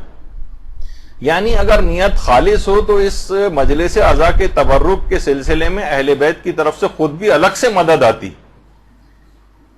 اگر اس کے اندر کوئی مشروعیت نہ ہوتی، خلاف شرع ہوتا یا عمل پسندیدہ نہ ہوتا، تو کبھی اس قسم کے واقعات یعنی اس قدر واقعات اس سلسلے میں، اس قدر مشاہدات ہیں، اس قدر مکاشفات ہیں، کچھ آگے چل کے میں پیش بھی کرنے والا ہوں کہ واقعا حیرانگی ہوتی ہے کہ کس قدر بابرکت شاعر حسینی.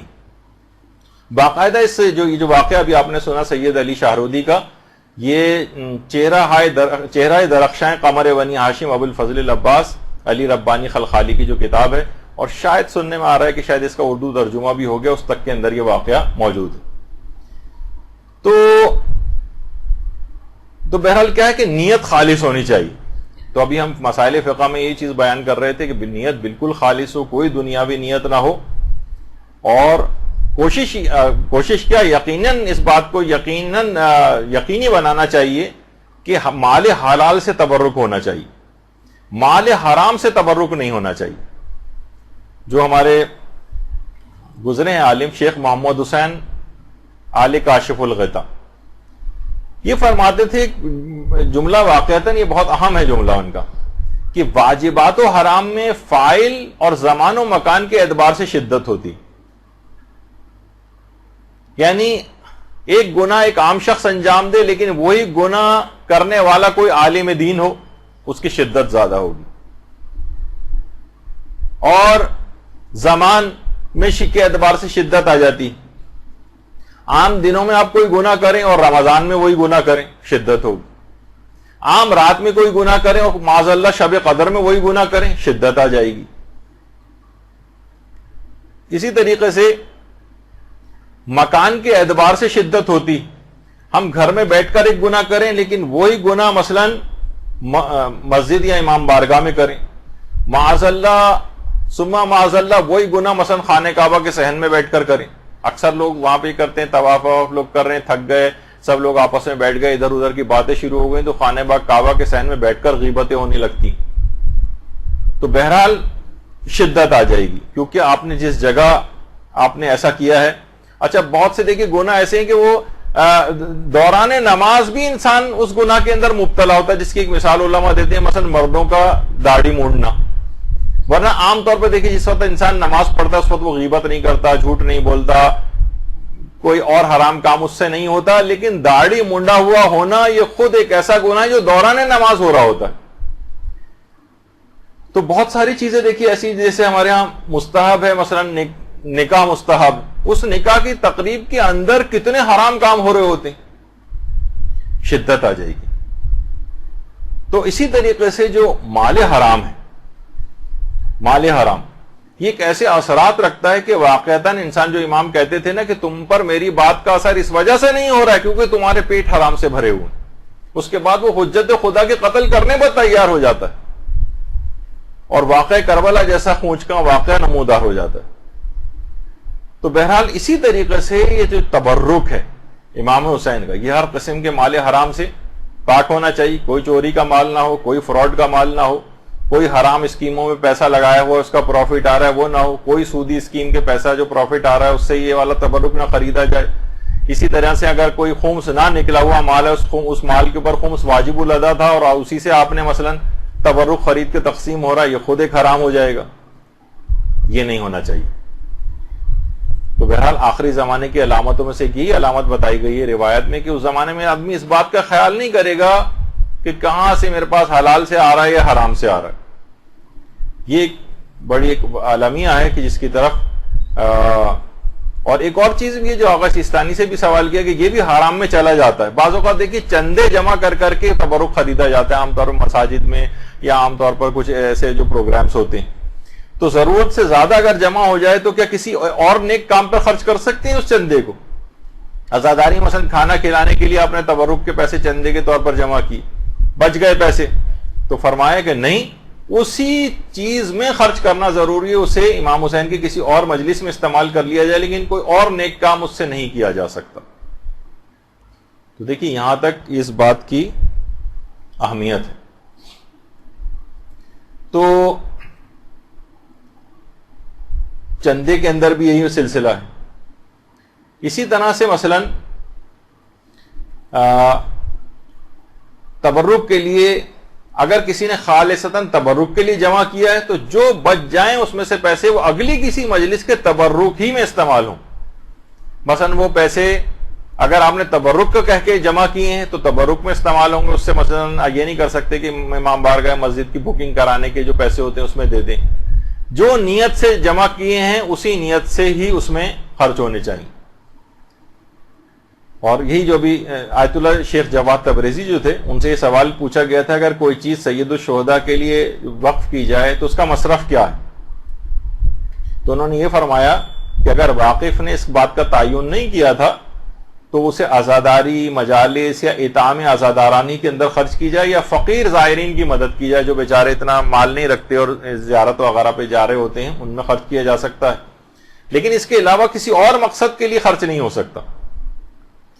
تو اچھا بعض سی جگہوں پہ سننے میں آیا کہ بعض اوقات جو اس طرح کے پروگرامز ہوتے ہیں اس میں جو رضاکار وغیرہ پیسے جمع کر لیتے ہیں تو اس کے بعد جب وہ پروگرام ہو جاتا ہے اور پیسے بچ جاتے ہیں تو کیا کرتی ہے انتظامیہ کے جو رضاکاروں میں وہ تقسیم کر دیتی ہے کہ بھائی یہ پیسے بچ گئے, آپ لوگوں نے ماشاءاللہ سے بہت کام کیا, یہ پیسے ہم آپ میں تقسیم کر رہے ہیں. یہ نہیں کر سکتے, حرام ہے, کیونکہ سب لوگوں نے جو چندہ دیا ہے اس کام کے لیے وہ انہوں نے دیا ہے اس مخصوص کام کے لیے, مثلا تبرک کے لیے, مجلس اعضاء کے لیے, لوگوں میں تقسیم کرنے کے لیے نہیں دیا. تو جو لوگ اس طرح سے کرتے ہیں تو ان کے لیے پھر یہی ہے کہ اگر جب کسی سے چندہ مانگیں تو زیادہ بہتر یہی کہ پہلے سے ان سے اجازت لے لیں کہ بھائی جو پیسہ بچے گا ہم اس کو کسی بھی اچھے مصرف میں ہم پر آپ چھوڑ دیں, ہم کہاں خرچ کریں گے تو ہم وہاں پر اس کو خرچ کر دیں گے. دیکھیے یہ جب بھی کہا جاتا ہے کہ حلال اور پاکیزہ چیز, وَكُلُوا مِمَّا رَزَقَكُمُ اللَّهُ حَلَالًا طَيِّبًا, جو سورہ مائدہ کی آیت ہے اس کے اندر یہی کہ آپ کو حلال اور طیب کے اندر سے کھانا ہے. تو اس طرح کی جو چیزیں ہیں کہ جس کے اندر حرام مکس ہو جاتا ہے تو دیکھیے حرام مال سے اگر کوئی تبرک ہوگا تو اس کی روحانیت اور معنویت بالکل ختم ہو جائے گی, بلکہ اس سے آثار وضع ہوں گے. یعنی بعض اوقات دیکھیے گناہ نہیں ملتا ہے لیکن آثار وضع ہو سکتے ہیں, یعنی اس کے جو اثرات ہوتے ہیں. جیسے اگر آپ کو پتہ نہ چلے کہ جناب اس کھانے کے اندر مثلا کوئی نجاست ہے یا زہر ملا ہوا ہے تو اگرچہ گناہگار نہیں ہوں گے کیونکہ ہمیں پتہ نہیں تھا, لیکن ممکن ہے کہ اس کے معنوی اثرات ہوں اس کے. اچھا بعض اوقات یہ ہوتا ہے, دیکھیے اس میں یہ بھی فقہی مسئلہ بتا دیا جائے کہ مثلا ہم کسی کے گھر یا مجلس اعضاء کے اندر گئے اور ہمیں معلوم ہے کہ جو مجلس اعضاء برپا کر رہا ہے اس کی اکثر آمدنی جو ہے نا حرام پر مشتمل ہوتی, یہ مثلا رشوتیں لیتا ہے یا اس کا فلاں حرام چیز کا بزنس ہے. تو لوگ یہ کہتے ہیں پھر ہماری ذمہ داری کیا ہے جو تبرک تقسیم ہو رہا ہے کھانے کے اعتبار سے. تو دیکھیے اگر کوئی شخص حرام بھی کماتا ہے تو آپ کو یہ پتہ نہیں ہوتا کہ یہ والا جو اس نے تبرک کا اہتمام کیا ہے یہ کس مال سے کیا, ہمیں 100% یہ بات پتہ نہیں ہوتی. تو حالت شک میں ویسے بھی اس کو کھانے کی اجازت جب تک یقین نہ ہو. ہاں اگر بالکل یقین ہمیں پتہ ہے کہ یہ ابھی فراڈ کر کے وہی پیسہ لے کر آیا ہے یا اس نے رشوت کے طور پر مثلا یہ چاول کی بوری جو ہے لی ہے فلاں شخص سے اور اسی سے ہی تبرک تقسیم کروا رہا ہے تو ایک الگ مسئلہ ہو سکتا ہے. لیکن عام طور پر لوگوں کو اس بات کا پتہ نہیں ہوتا, معلوم ہے کہ یہ شخص حرام کماتا ہے, اب یہ پتہ نہیں کہ یہ والا تبرک اس نے کس پیسے سے لیا ہے, تو حالت شک میں اس تبرک کو کھا سکتے ہیں اور اس میں کوئی حرام نہیں. اچھا اب ایک اور بھی مسئلہ یہ ہے کہ اکثر افراد فقہی مسئلے میں یہ بھی آتا ہے ڈبل تبرک لیتے ہیں. ہاں اگر اس سے اجازت آپ لے لیں اور دوبارہ ریکویسٹ کر کے لے لیں اس میں تو کوئی حرج نہیں, ورنہ ڈبل تبرک لینا, دوبارہ لائن میں آ کر لگ جانا, تو اگر بانی مجلس کی اجازت سے اگر آپ لے رہے ہیں ڈبل تبرک تو اس کے اندر تو یقیناً کوئی حرج نہیں ہے, لیکن اس کو بتائے بغیر عام طور پر لے رہے ہیں اور عام طور پر اس کو ایک ذرا جو بانی مجلس ہوتا ہے تھوڑا سا وہ پریشان بھی ہوتا ہے کہیں تبرک کم نہ پڑ جائے, اور اس کو عموماً یہ چیز پسند نہیں آتی کہ لوگ ڈبل آ کر تبرک لیں. تو اگر شک ہے آپ کو کہ پتہ نہیں وہ تیار ہے یا تیار نہیں ہے تو اس سلسلے میں دوسری دفعہ بھی آ کر تبرک لینا یہ جائز نہیں ہوگا. تو اچھا یہی والا مسئلہ تقریباً پیش آتا ہے مساجد کے اندر بھی, اگرچہ وہ میں ویسے ابھی ڈبل کی بات آ گئی تو لوگ ڈبل سجدگاہیں رکھ لیتے ہیں. مساجد میں اکثر جہاں رش زیادہ ہوتا ہے وہاں پر اکثر کم پڑ جاتی ہیں سجدگاہیں, تو لوگ کبھی پتے لے رہے ہوتے ہیں, کبھی کاغذ پہ سجدہ کر رہے ہوتے ہیں, کبھی لکڑی کے اوپر کر رہے ہوتے ہیں. تو مساجد میں اگر ڈبل سجدگاہ جو ہے کوئی شخص لے کے رکھے گا، ناک کے نیچے بھی اس نے سجدگاہ کہا کہ مستحب ہے تو میں 2 رکھوں گا، ایک ناک کے نیچے ایک پیشانی کے نیچے، تو بعض اوقات یہ بھی حرام تک پہنچ سکتا ہے اور نماز بھی میں بھی اشکال آ سکتا ہے. تو بہرحال اس بات کی ذرا اہتمام ہونا چاہیے کہ آپ تحقیق کر لیں اس سلسلے میں. اچھا، اسی طرح سے ایک سوال یہ ہوتا ہے کہ کیا غیر شیعہ افراد کو تبرک دیا جا سکتا ہے؟ غیر شیعہ افراد کو، تو اس کا جواب ہے کہ جی ہاں، غیر شیعہ افراد کو بھی تبرک دینے کی بالکل اجازت ہے. کہ دوسرا لوگ اکثر پوچھتے ہیں اور بیرون ممالک جو غیر مسلم ممالک ہیں کہ کیا کافروں کو بھی ہم تبرک دے سکتے ہیں؟ تو علماء فرماتے ہیں کہ جی ہاں، کافروں کو بھی تبرک دیا جا سکتا ہے، خاص طور پہ عاشورے وغیرہ کا جو کھانا ہے کافروں کو مثلا بھجوانا. فرماتے ہیں لیکن 2 شرائط ہیں. ایک تو یہ کہ نجس نہیں ہونا چاہیے. مثلا آپ نے کہا کہ کیونکہ یہ تو کافر ہیں تو چلو ان کو تو کوئی ہم نجس چیز بھی جو ہے وہ دے سکتے ہیں، مثلا غیر شرعی طریقے کا جو ذبیحہ ہے اس کا پکوا کر ان کو دے دیا. نہیں، یہ نہیں کر سکتے. نجس نہیں ہونا چاہیے وہ. اور دوسرا ہے کہ مال حلال سے ہونا چاہیے، مال حلال سے. جیسے اکثر لوگ کرتے ہیں نا کہ جب وہ شکار وغیرہ پہ کہیں جاتے ہیں تو وہاں سے زندہ مچھلیاں بھی ہاتھ آتی ہیں، وہ اپنے لیے رکھ لیتے ہیں، اور مری ہوئی مچھلیاں جو ہیں وہ بھی ہاتھ آتی ہیں. تو بہت سے لوگ جو شہر سے باہر سے آ رہے تھے مری ہوئی مچھلیاں ساتھ لے لیتے ہیں کہ راستے میں جو پولیس والے وغیرہ ملیں گے اور وہ مانگیں گے کہ رشوت کے طور پر، تو ان کو مری ہوئی مچھلیاں پکڑا دیتے ہیں کہ مال حرام تو ویسے بھی کھانا ہے رشوت کے طور پہ، تو چلو مری ہوئی مچھلی کھلا دی جائے انہیں. تو اس طرح کی مختلف چیزیں ہوتی ہیں. تو نجس بھی نہیں ہونا چاہیے اور مال حلال سے بھی ہونا چاہیے.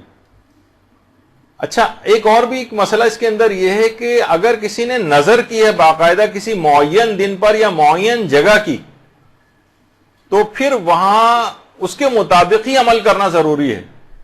مثلا کوئی کہے کہ میں عاشور کے روز نظر کرتا ہوں، منت مانتا ہوں کہ عاشور کے روز مثلا میں کھانا کھلاؤں گا، تو پھر وہ جو کھانا کھلانے کا کسی اور دن نہیں چلے گا، اسے عاشور کے روز ہی کھلانا ہوگا کیونکہ معین دن کی نظر مانی ہے اس نے.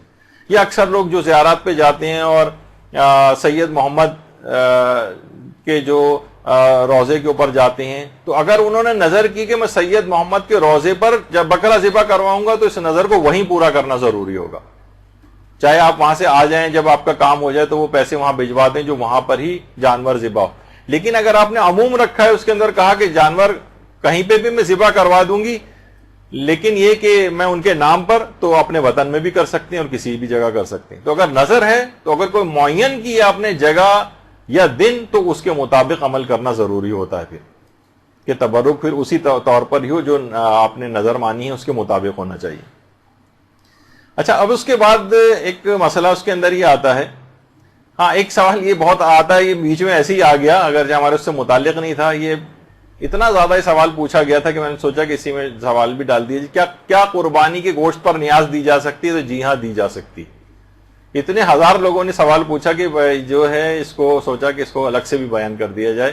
قربانی کے گوشت پر بھی نیاز ہو سکتی ہے. اچھا، اب ایک مسئلہ بہت پیش آتا ہے جس پر بڑا اعتراض ہوتا ہے کہ تبرک کتنا پکوایا جائے یا کتنا بنوایا جائے. اچھا، بعض لوگ اعتراضات کرتے ہیں کہ جناب مجالس اعظم میں بہت اسراف ہونے لگا. تو کیا یہ جو زیادہ پکوانا ہے یہ اسراف میں شمار ہوتا ہے یا تبرک کا زیادہ اہتمام کرنا اسراف میں ہے؟ دیکھیے، پہلی بات تو یہ ہے کہ اسراف میں اور تبذیر میں ایک فرق ہے. ہمارے تو عام طور پہ لوگ ایک ہی لاٹھی سے ہانکتے ہیں چیزوں کو. اسراف الگ چیز ہوتا ہے اور تبذیر الگ چیز ہوتا ہے. اسراف کیا ہے؟ ضرورت کے موقع پر زیادہ خرچ کرنا. مثلا شادی ہے، اب تو شادی بھی ہمیں مثلا ایک بہت ہی متوسط طبقے میں اگر ہو رہی ہے، بلکہ اب تو میں کبھی بھی اس قسم کے الفاظ کرتا ہوں تو لوگ بعد میں ہنستے ہیں کہ بھئی آپ نے اتنے کم اخراجات بتائے. مثلا 5 لاکھ میں اگر شادی ہو رہی اور مثلا وہ 20 لاکھ اس کے اوپر خرچ کر رہا ہے، ضرورت کا موقع ہے لیکن اس نے ضرورت سے بہت زیادہ خرچ کر دیا، اپنی حیثیت سے بڑھ کر، یہ اسراف میں چلا جائے گا. اور بعض اوقات اس کا خمس بھی نکالنا پڑتا ہے اسراف میں جو پیسہ خرچ ہو جائے. اچھا، یہ تو ہے اسراف. اور تبذیر کس کو کہتے ہیں؟ تبذیر بلا ضرورت خرچ کرنا. وہ تو اسراف میں ضرورت تھی پھر زیادہ خرچ کیا تھا اپنی حیثیت سے بڑھ کر. تبذیر میں تو بلا ضرورت خرچ کرنا. مثلاً آپ 10 کا نوٹ ہے، آپ نے پھاڑ کے پھینک دیا، یہ تبذیر ہے. آپ نے مثلاً آگ لگا دی نوٹ کو، یہ تبذیر ہے. تو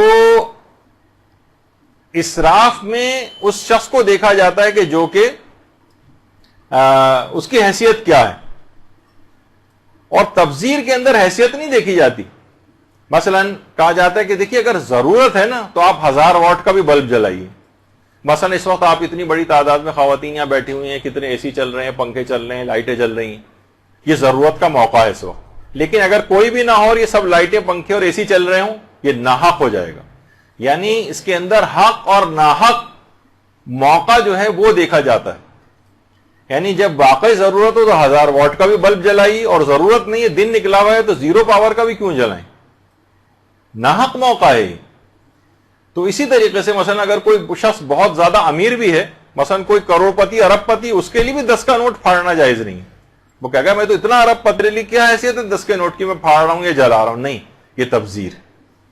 تو ضرورت کے موقع پر اگر زیادہ خرچ کر دیا جائے، ضرورت کے موقع پر، مثلا علماء فرماتے ہیں کہ جیسے ایام عزائے تبرک اگر زیادہ بنوا لیا جائے اور خواہ اس میں بچ بھی جائے تو ظاہر ہے کہ پھینکنے کی تو اجازت نہیں ہے، لیکن ایسا اہتمام کیا جائے کہ غریبوں میں تقسیم کر دیا جائے، رشتہ داروں میں تقسیم کر دیا جائے، جو ایسا کہ عموماً ہمارے ہاں ہوتا بھی ہے، غربا میں تقسیم کر دیا جائے. پہلے سے ایسی جگہیں لوکیٹ کر کے رکھ لی جائیں کہ اگر تبرک بچ گیا، تھیلیوں کا انتظام، یہ وہ، کہ ہم اس کو ضائع نہیں ہونے دیں گے اور لوگوں میں تقسیم کر دیں گے. اور عموماً ایسا ہوتا ہے، کیونکہ دیکھیے نیکی کے کام میں وہ جو ہے نا، روایات میں بھی بات آئی کہ لا خیر فی الاسراف ولا اسراف فی الخیر.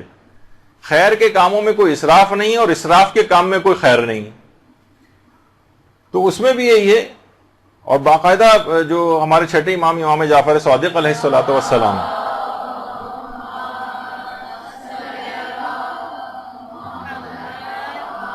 ان کی ایک روایت علامہ رضی الدین طبرسی نے اپنی کتاب مکارم الاخلاق کے اندر لکھی کہ اگر کوئی شخص کسی مومن کو کھانا کھلانے پر 1000 درہم بھی خرچ کر دے تو یہ اسراف نہیں. دیکھیے ایک چیز لوگ عام طور پر یہ کلچر کے اعتبار سے بھی بہت فرق ہو جاتا ہے. دیکھیے مہمان کا احترام، مجھے ایک صاحب تھے، انہوں نے کہا کہ جناب ایک مہمان ان کے گھر آیا، انہوں نے دال روٹی رکھ دی.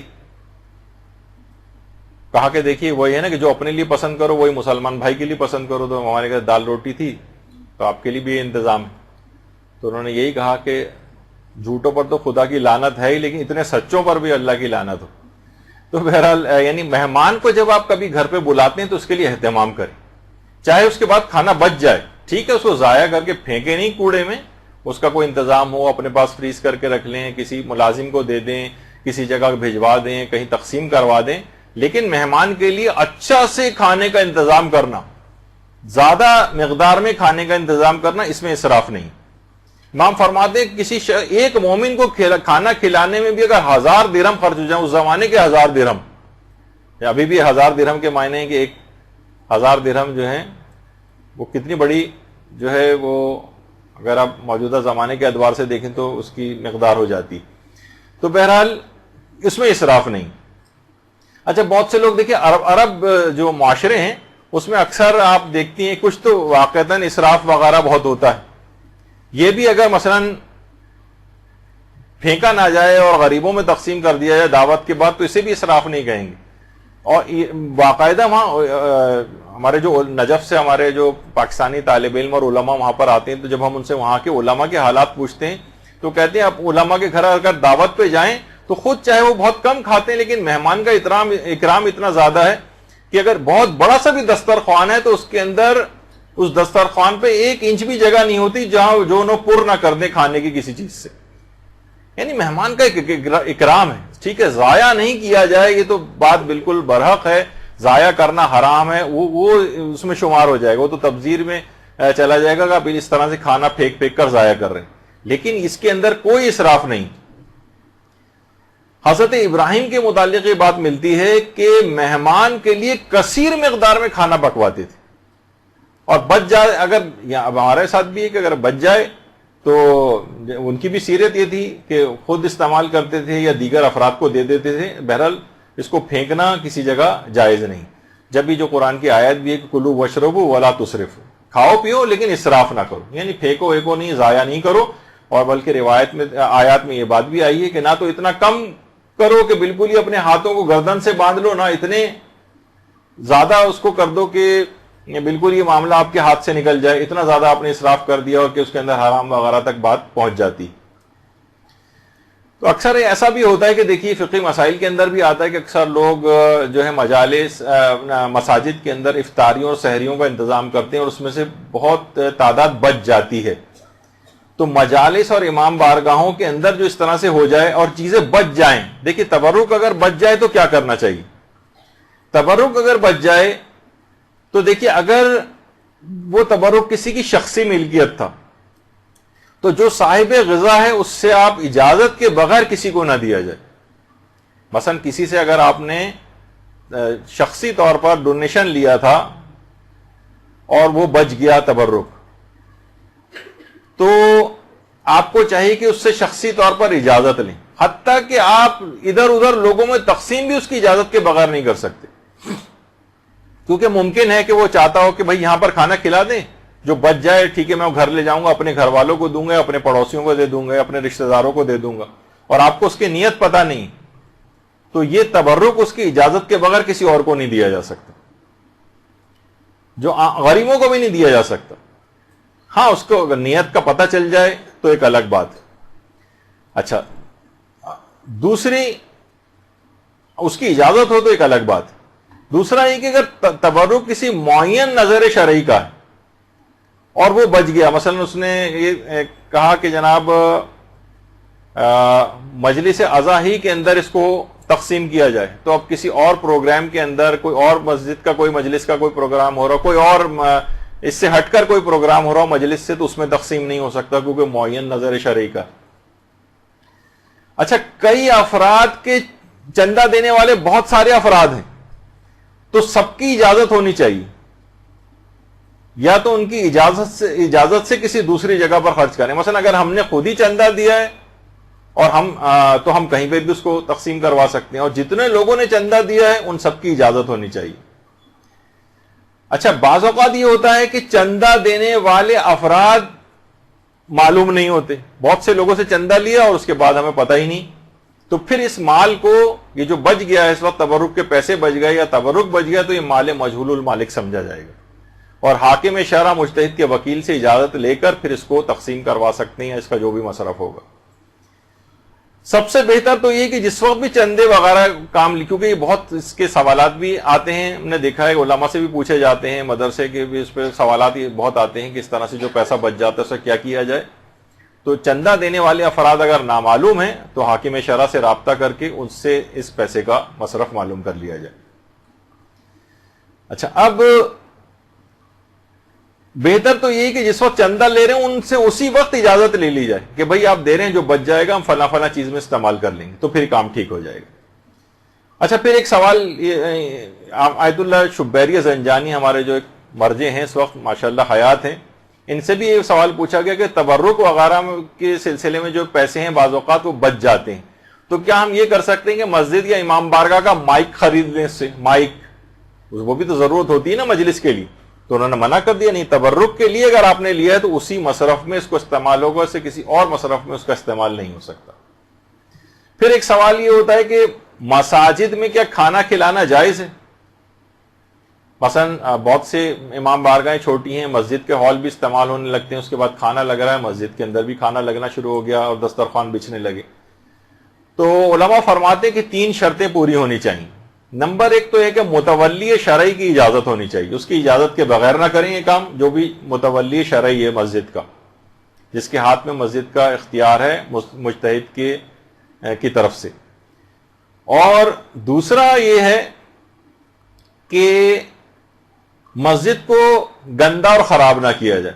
عام طور پہ ہم دیکھتے ہیں کہ مساجد کے اندر افطار وغیرہ کا انتظام ہوتا ہے، ہر قدم پہ ایک گٹھلی پاؤں کے اندر چپکی ہوئی ہوتی، یعنی کسی پلیٹ کے کارنر میں وہاں نہیں رکھتے بلکہ ایسی کھایا اور وہیں پر پھینک دیا. مسجد کو اس طرح سے گندا کرنا یہ بھی جائز نہیں ہے. اور نمازیوں کے لیے کوئی مزاحمت ایجاد نہیں ہونی چاہیے. مثلا وہ بیچارہ نماز پڑھنے کے لیے آ رہا ہے, ہر طرف دسترخوان بچھے ہوئے, لوگ کھانا کھا رہے ہیں, نماز پڑھنے کی اسے کوئی جگہ نہیں مل رہی. ایسا نہیں ہو. ان کے لیے جو نماز پڑھنے والے ہیں ان کے لیے اتنی انف اسپیس ہونی چاہیے وہاں پر کہ وہ آرام سے نماز پڑھ سکیں. ان شرطوں کے ساتھ پھر اجازت مل جاتی ہے کہ مسجد کے اندر بھی کھانا کھلایا جا سکتا, یعنی یہ تبرک وغیرہ. اچھا, پھر یہ کہ اگر بالفرض زیادہ پکوا لیا جائے, ضرورت سے زیادہ اس کا اہتمام ہو جائے, تبرک کی جتنی ضرورت ہوتی ہے اس سے زیادہ, تو باقاعدہ علماء کی سیرت میں ملتا ہے کہ ایک مومن ہے صادق رفیعی, وہ سناتے ہیں کہ ایک دفعہ مسجد میں مائکرو فون لے کر کسی مولانا نے باقاعدہ اعلان کرنا شروع کر دیا تھا, اور کھانا جو پکوانے والے ہیں ان کی بڑی مذمت کی تھی کہ کھانا آپ لوگ بہت زیادہ پکوا لیتے ہیں, کم پکوایا کریں وغیرہ, اور لوگوں میں بانٹنا پڑ جاتا ہے, اور اتنا تقسیم کرنے کی کوئی ضرورت نہیں. کہہ رہے ہیں اسی رات کو ہمیں آیت اللہ شیخ جواد تبریزی کے پاس جانا ہوا. آیت اللہ شیخ جواد تبریزی کے سامنے یہ معاملہ رکھا کہ کیا کھانا میں کم پکوانا چاہیے, تو انہوں نے جواب میں یہ کہا کہ نہیں, کھانا مجلس عزا کے لیے کثیر مقدار میں پکوائیں, بچ جائے تو ٹھیک ہے گھر لے جائیں, لیکن کوئی کمی اس سلسلے میں نہیں ہونی چاہیے. دیکھیے, دینے والے مجلس عزا کے تبرک کے لیے دل کھول کر دیتے ہیں, پکانے والے دل کھول کر پکاتے ہیں, کھانے والے بھی اپنے طور پر کھاتے ہیں, لیکن معترضین کے پیٹ میں بلا وجہ کا ایک مروڑ اٹھ رہا ہوتا ہے. ان کو نہ ایک پیسہ دینا ہے, بلکہ کھانا کھانے والے میں تو وہ شمار ہوتے ہیں, پیسہ دینے والوں میں نہیں ہوتے, لیکن اعتراض سب سے زیادہ بڑھ کر وہی لوگ کر رہے ہوتے ہیں. خمس پر اعتراض سب سے زیادہ وہی لوگ کر رہے ہوتے ہیں جنہوں نے خود کبھی ایک پیسہ خمس نہیں نکالا ہوتا. تو دیکھیے, مجلس عزا کی جو شان و شوکت ہے اس کے اوپر اس کے اندر کوئی کمی نہیں ہونی چاہیے, اس پر ویسے ہی پیسہ خرچ ہونا چاہیے. اگر بچ جائے تبرک تو انتظامات ہوں, تھیلیاں ہوں, شاپنگ بیگس ہوں, بھجوانے کا انتظام موجود ہونا چاہیے. اور کتنے ہی ادارے ایسے ہیں, دیکھیے باقاعدہ آیت اللہ سیستانی کا بھی ان سے یہی کہا کہ پوچھا گیا کہ جناب اس طرح سے مجالس منعقد ہوتی ہیں, اور ایک وقت میں کئی مجالس عزا منعقد ہوتی ہیں, اور اکثر مجالس میں نیاز میں چاول وغیرہ تقسیم ہوتے ہیں, صبح تک یہ سلسلہ رہتا ہے. اس فراوانی میں کھانے کی بڑی مقدار کچرے کے ڈھیر میں پھینک دی جاتی ہے, اس بارے میں آپ کی کیا رائے ہے؟ تو انہوں نے یہ فرمایا, دیکھیں تبذیر یعنی بلا ضرورت اس طرح سے خرچ کرنا یہ باعث غضب ہے, شرعاً حرام بھی ہے. ضروری ہے کہ ہر وہ اقدام کیا جائے جس کے ذریعے اس کو روکا جا سکے, اور یہ کام انتظامات کرنے والے اشخاص کے ساتھ صلاح و مشورے کے ذریعے ہو. یعنی جہاں پھینکنے والی بات آ جائے وہ تو کوئی بھی مجتہد برداشت نہیں کرے, وہ تو شیخ جواد تبریزی بھی منع کریں گے. وہ کہتے ہیں کہ نہیں, ہو جائے زیادہ پک جائے تو کھانا مومنین ساتھ باندھ کے لے جائیں یا غریبوں میں تقسیم ہو جائے, لیکن کمی نہیں کریں اس کے اندر کہ کچھ لوگ ایسے ہی واپس جا رہے ہیں, کھانا ختم ہو گیا گھر واپس جا رہے ہیں. نہیں, یہ اس کی شان و شوکت کے خلاف ہے. دیکھیے کتنے غریب ایسے افراد ہیں, وہ جو آپ کوڑے پر ویسے ہی جا کر پھینکیں گے, ان کو بہتر نہیں کہ عزت کے طور پر ان تک پہنچا کر ان غریبوں کو جو ہے والا کھانا جو دیا جائے.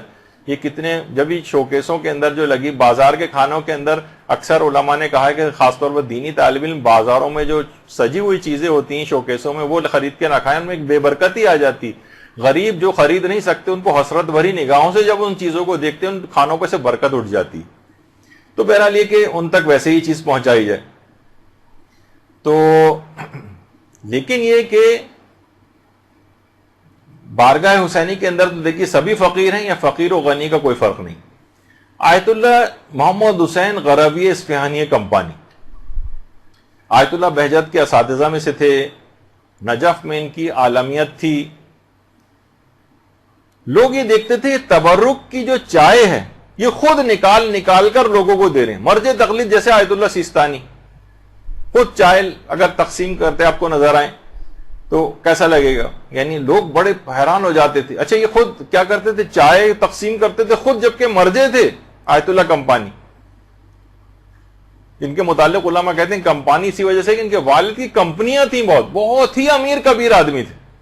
لیکن اس کے بعد یہ نہیں کہ زیادہ مال و دولت ہو جائے تو علم دین سے اتنی زیادہ انسان بے رغبت ہوتا چلا جاتا ہے, اس کی اولادوں میں بھی نہیں نظر آتا. یہ اتنا علم انہوں نے حاصل کیا, کتنے مالدار ترین باپ کے بیٹے ہونے کے باوجود کہ عالمیت کے اس پہ مرجع تقلید بنے. اور اس کا انکساری کا یہ عالم تھا کہ باقاعدہ لوگوں کو خود سے چائے نکال کر دیتے تھے, اور عزاداروں کے جوتے سیدھے کیا کرتے تھے. لوگ کہتے تھے ارے آقا یہ کیا کر رہے ہیں؟ یعنی اتنے عظیم عالم, سوچیں گے آیت اللہ میلانی جیسے مرجع تقلید, وہ بھی ان کا شاگرد تھا, کہ آقا یہ کام ہمیں کرنے دیں. وہ کہتے تھے ارے تم یہ کیا بات کرو گے، میں کام تمہیں کرنے دوں اور خود نہ کروں، یہ مجلس شہزادی فاطمہ الزہرا سلام اللہ علیہ ہے. اللہم صلی علی محمد وعلی محمد.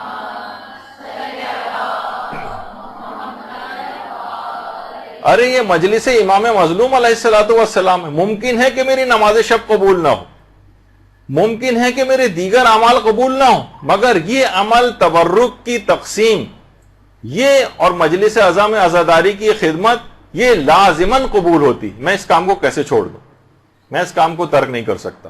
اور اتنی یقین کیجئے برکتیں ہیں اس کام میں کہ واقعتاً لوگ کرنے والے جو اس میں ہیں خود آبزرو کرتے ہیں، ایک عالم دین نقل خود کرتے ہیں کہ ایک دکاندار سے ان کی بات چیت ہوئی تو اس دکاندار نے بتایا کہ 30-40 سال ہو گئے میں ایام عزا کا جو عشرہ اول ہوتا ہے اس میں شام ہی سے میں اپنی دکان بند کر دیتا ہوں، جبکہ پیک ٹائم ہوتا ہے اس وقت کاروبار کا، یعنی اس وقت دکاندار کے پاس گاہکوں کی ایک لائن ہوتی ہے، بمشکل میں جو ہے وہ بہرحال دکان بند کرتا ہوں اور اس کے بعد میں مجالس عزا کا تبرک جا کر تقسیم کرتا ہوں اور میں جو ہوں سبیلوں کا انتظام کرتا ہوں، خود جگہ کھڑے ہو کر وہاں پر لوگوں کو پانی اور شربت وغیرہ پلاتا ہوں. خدا جانتا ہے کہ میں ایک کام بغیر کسی لالچ کے فقط خوشنودی پروردگار کے لیے کرتا ہوں.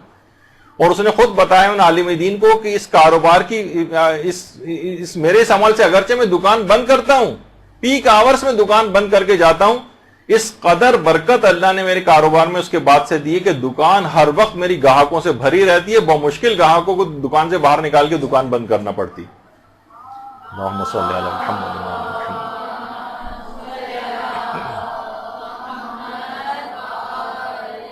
تو بہرحال مکمل اخلاص کے ساتھ یہ ہونا چاہیے. اور اس کے بعد اگلی شرط یہ ہے کہ تبرک کے اندر وجاہت ہونی چاہیے. یہ کیا چیز ہے؟ یعنی اس کے اندر کوالٹی ہو، کمن اور کیفن دونوں، یعنی کوانٹٹی کے اعتبار سے بھی کوالٹی کے بھی اعتبار سے. ایک تو کوانٹٹی کے بھی اعتبار سے ہے کوالٹی.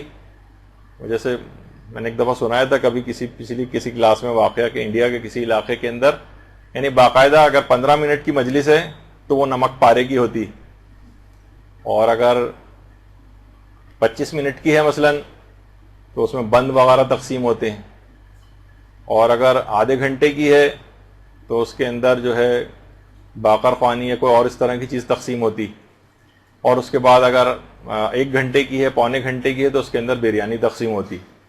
تو ایک دفعہ 15 منٹ کی مجلس تھی تو مولانا پڑھتے پڑھتے 15 منٹ سے 25 منٹ پہ نکل آئے تو حاضرین میں سے کسی نے کہا نمک پارے کی ہے مولانا صاحب. تو لوگ جو ہیں اس قسم کی چیزیں جو ہیں وہ انہوں نے منسوخ کر دی ہیں. اس سے کیا ہے یعنی کمن اور کیفن کیفیت کے اعتبار سے بھی اس کے اندر ایک وجاہت ہونی چاہیے اور کوانٹٹی کے اعتبار سے بھی اس کے اندر وجاہت ہونی چاہیے، کیونکہ امام حسین وجی ہیں. علماء فرماتے ہیں کہ دیکھیے امام وجی ہیں اور ان کے اندر یا وجیحن عند اللہ اشفع لنا عند اللہ جو آپ پڑھتی ہیں وہ یہی تو کہتی ہے دعائے توسل کے اندر کہ آپ کا مقام، آپ اتنے وجی ہیں، مقام آپ کا پروردگار کی بارگاہ میں بہت بلند ہے. تو ان کے تبرک میں بھی وہی چیز ہونی چاہیے، یعنی اس تبرک کو پریزنٹیبل ہونا چاہیے. اب دیکھیے آپ کے سامنے عام سبیلیں بھی ہوتی ہیں اور ایک یہ سبیل آپ کے سامنے کتنے عالیشان طریقے سے سبیل کو سجایا گیا ہے، کس طرح سے پھول اس کے اندر جو ہے وہ رکھے گئے ہیں، یعنی پورے ایک عزت احترام کے ایک امام حسین کے نام پر کوئی چیز ہو رہی ہے. تو ہمارے یہاں عام طور پر دیکھیے بڑا عجیب و غریب مجھے بہت سی چیزیں کہنی پڑتی ہیں کہ مجالس میں عام طور پر بہت سی جگہوں پہ خیر اب بہتری آئی ہے، لیکن صرف امام حسینی کی بات نہیں، مسجدوں کے اندر آپ جائیں کولر لگے ہیں ان کے ساتھ اسٹیل کا ایک گندا سا گلاس زنجیر کے ساتھ بندھا ہوا، اس میں زنگ لگا ہوا، اسی کے اندر آپ جو ہے پانی پئیں.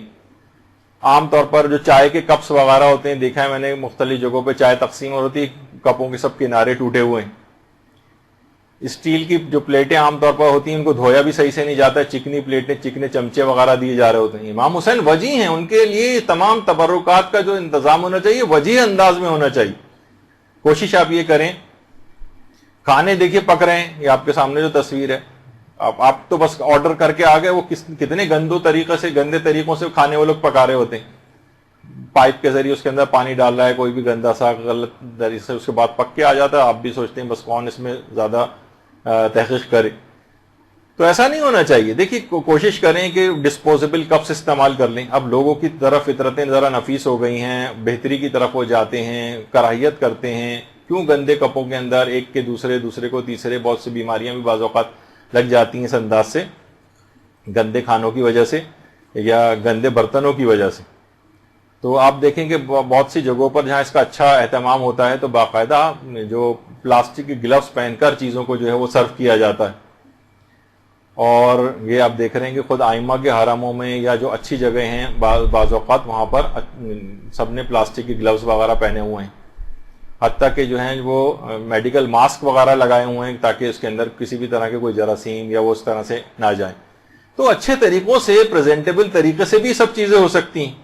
اچھا، کھانوں میں اگر آپ دیکھیں تو مضر صحت چیزیں، انتہائی چکنے قورمے، اور وہ جس کے اندر گھی اور تیل اتنا زیادہ ہوتا ہے کہ ہر شخص، اتفاق سے بھی پچھلے دنوں ہی اتنے زیادہ میرے پاس اس قسم کے فون آئے کہ ظاہر ہے کہ میڈیکل سے بھی ہمارا جو واسطہ ہے، تو لوگ عام طور پر جو رشتہ دار وغیرہ جو فون کرتے ہیں، اتنی بڑی تعداد میں لوگوں کے پیٹ خراب ہوئے، کسی کو موشن لگے ہوئے ہیں، کسی کے پیٹ میں درد ہو رہا ہے. کیا ہے کہ انہی کھانوں کی وجہ سے کسی کو بے تحاشا ایسیڈیٹی ہو رہی.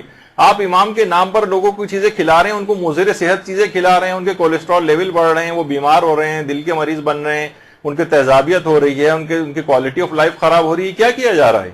یعنی امام کے نام پر کھانا اس انداز کا ہونا چاہیے کہ جو کہ مضر صحت نہ ہو، سستے ترین گھی اور تیل نہ ہو. خیر، اب اس پہ بھی آگے چل کر بات آئے گی کہ آلٹرنیٹ کیا بہتر چیز ہونی چاہیے.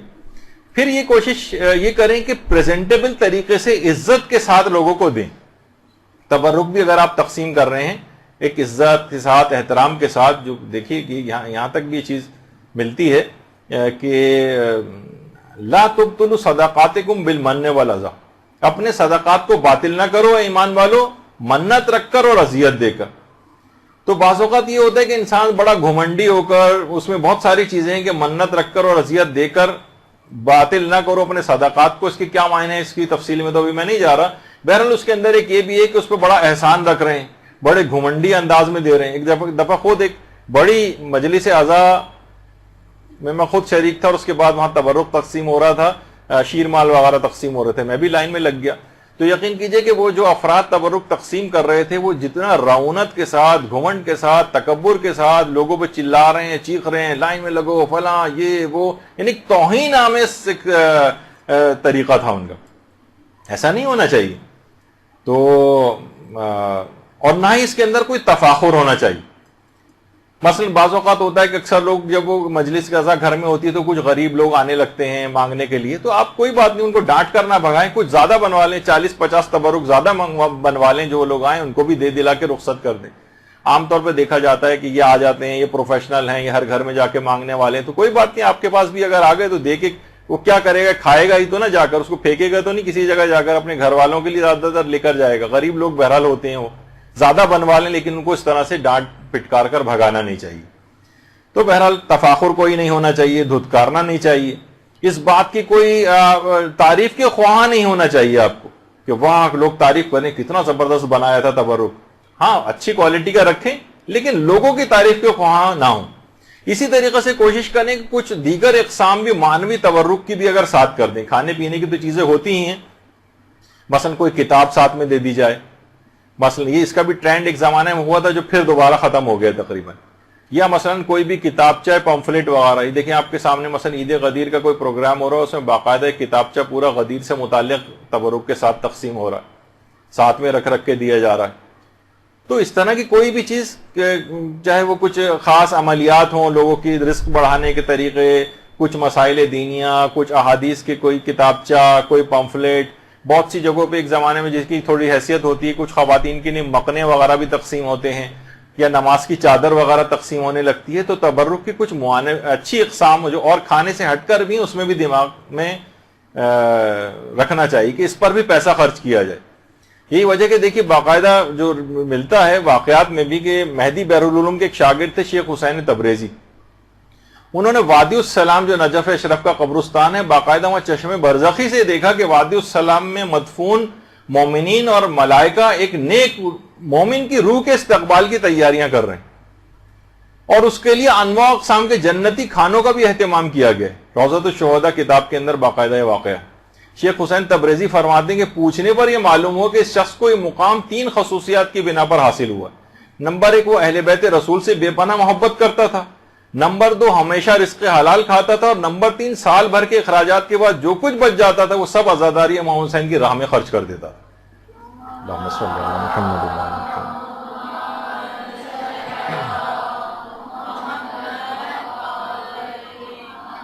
تو بہت خصوصیات ہیں اس کی کہ اس کے اوپر پیسہ خرچ کیا جائے۔ یہ وجہ ہے کہ احمد خمینی جو امام خمینی کے بیٹے ہیں، کہتے ہیں کہ امام خمینی کے انتقال کے بعد میں نے ان کو ایک دفعہ خواب میں دیکھا تھا اور ان سے پوچھا تھا کہ بابا اس جہان کے اندر کون سی چیز زیادہ فائدہ پہنچانے والی؟